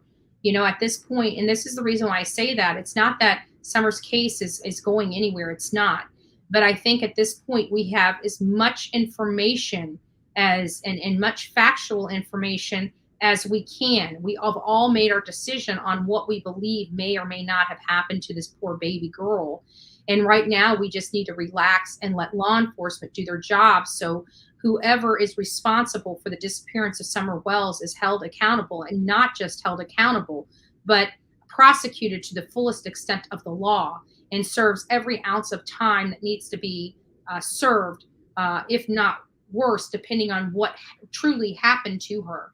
I have to say thank you, Jonathan Lee Riches, aka JLR, for continuing to do your investigative work, continuing to do your investigative reporting, and to bringing in new information that none of us have heard before, and that is the firsthand accounts of the ranch hand at the waterhole, stating on the record, as well as stating and providing that information to the Tennessee Bureau of Investigations and FBI, that Candace's van was there most of the day, which totally screws up her timeline.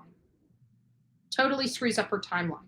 So I'm going to watch that segment on Jonathan Lee Rich's page, and I may pull some stuff off of it.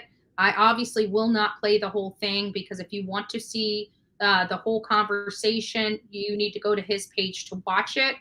But we will take some snippets from it and air those tomorrow on this channel, and have a discussion about this new breaking information in the Summer Wells case. And we'll go from there. But we really do need to, oh, hold on, she's sitting, they're just coming in. They're just coming in. Oh, yeah. So is the photos of us. Oh, that's cute. That's cute. So there's one of the people that came out and volunteered to help. And there's the beautiful sign. We were all hot. I mean, you can even see the sweat. That's wrong side, the sweat. Look at that. I got sweat. Ah! It was sweaty. Gray shirt. Next time I'll have to put a black shirt on, because nothing worse than having sweat rings where sweat rings should not be. So yes, Jonathan is, oh, I just popped up. Jonathan, congratulate to him. He's now crossed over 11,000 subs. We are trailing slightly behind him, but we are getting there. He has a whole different way of doing things than we do. You know, so kudos to my friend JLR for having such a great impact, such a great positive impact on YouTube. You know, we love him to death. He's great people. And like I said, it really, he's like a brother to me. And it really just irks me that, you know, when somebody says he threatened Candace, I know him, and there's no way that man has, I've watched that man, not personally, I would have been freaking out, but almost get killed being at some of these rallies that he goes to for political purposes, where he's recording, and he triggers people. And he doesn't trigger people by yelling at them or screaming at them. He triggers people by wearing a shirt or a hat or waving a flag. And these people attack him. And I've never once seen him hit back. I've never once seen him engage. Did he go to law enforcement and have those people locked up for violating him and putting their hands on him? He absolutely did. But for somebody to say that that man has a violent bone in his body is about as twisted as a pretzel.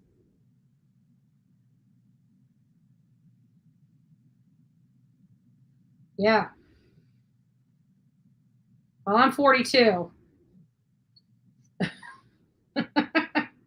So, all right, guys. Well, we went over quite a bit today. It was just kind of, you know, I think we did great. Kudos to everybody that was involved with the Summer Wells vigils. I'm glad you guys enjoyed it. But those lanterns, I have to say, was probably one of the best thoughts. And again, the Turtle Gang, I got to say, the Turtle Gang really showed up in force for Summer Wells. We all did.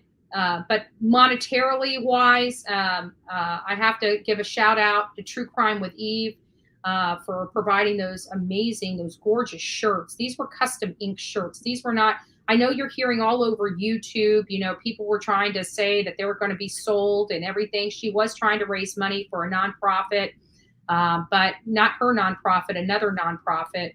And, that kind of, all the hate out there made that horrible, just something good turned into something.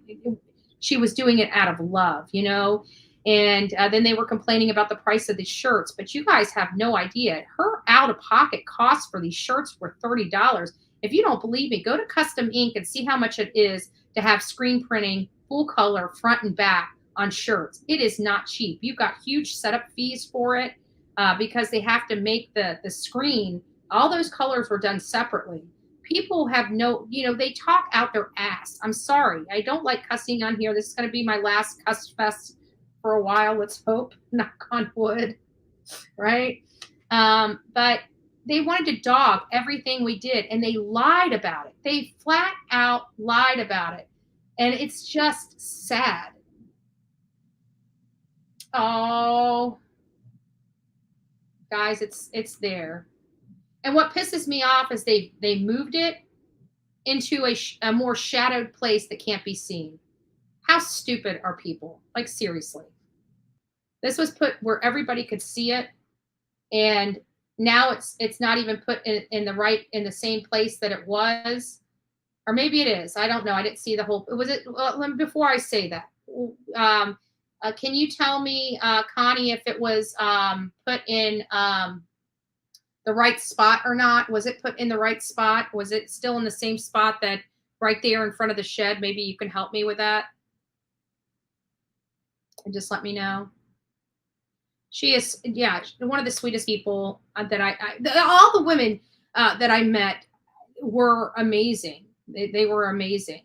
And, those beautiful women that came out to support Summer, and their husbands that came out to support their wives and Summer as well.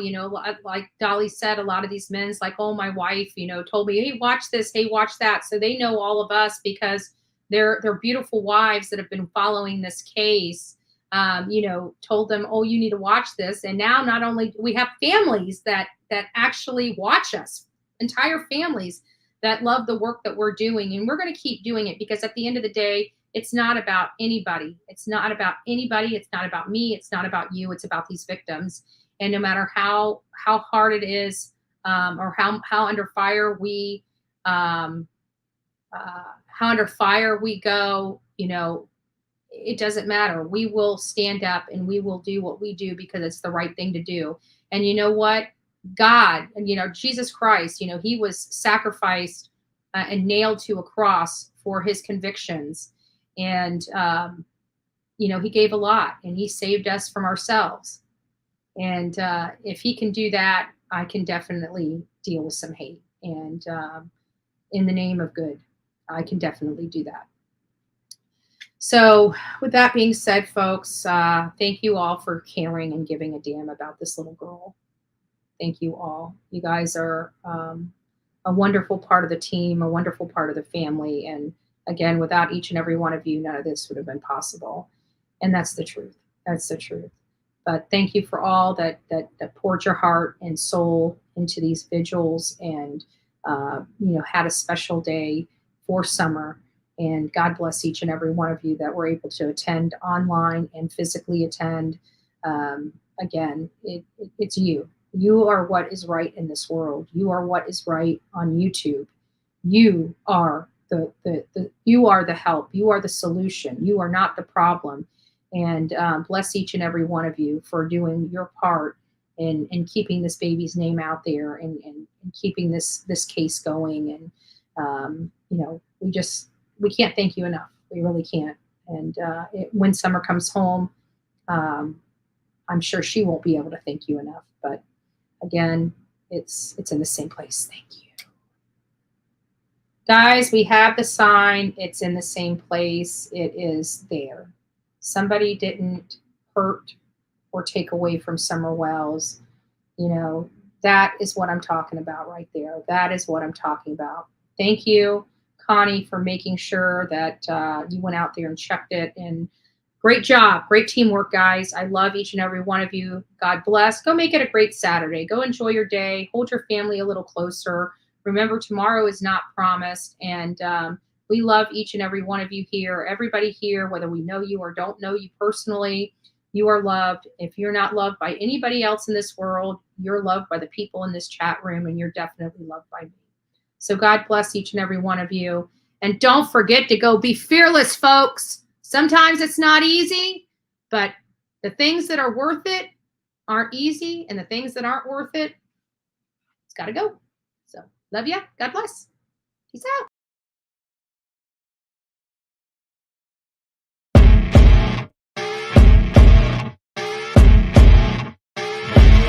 As you wake up in the morning, you want to find the latest, greatest information about criminal cases and have an intuitive conversation about the suspects associated with these cases. Head over to the Bullhorn Betty channel on YouTube.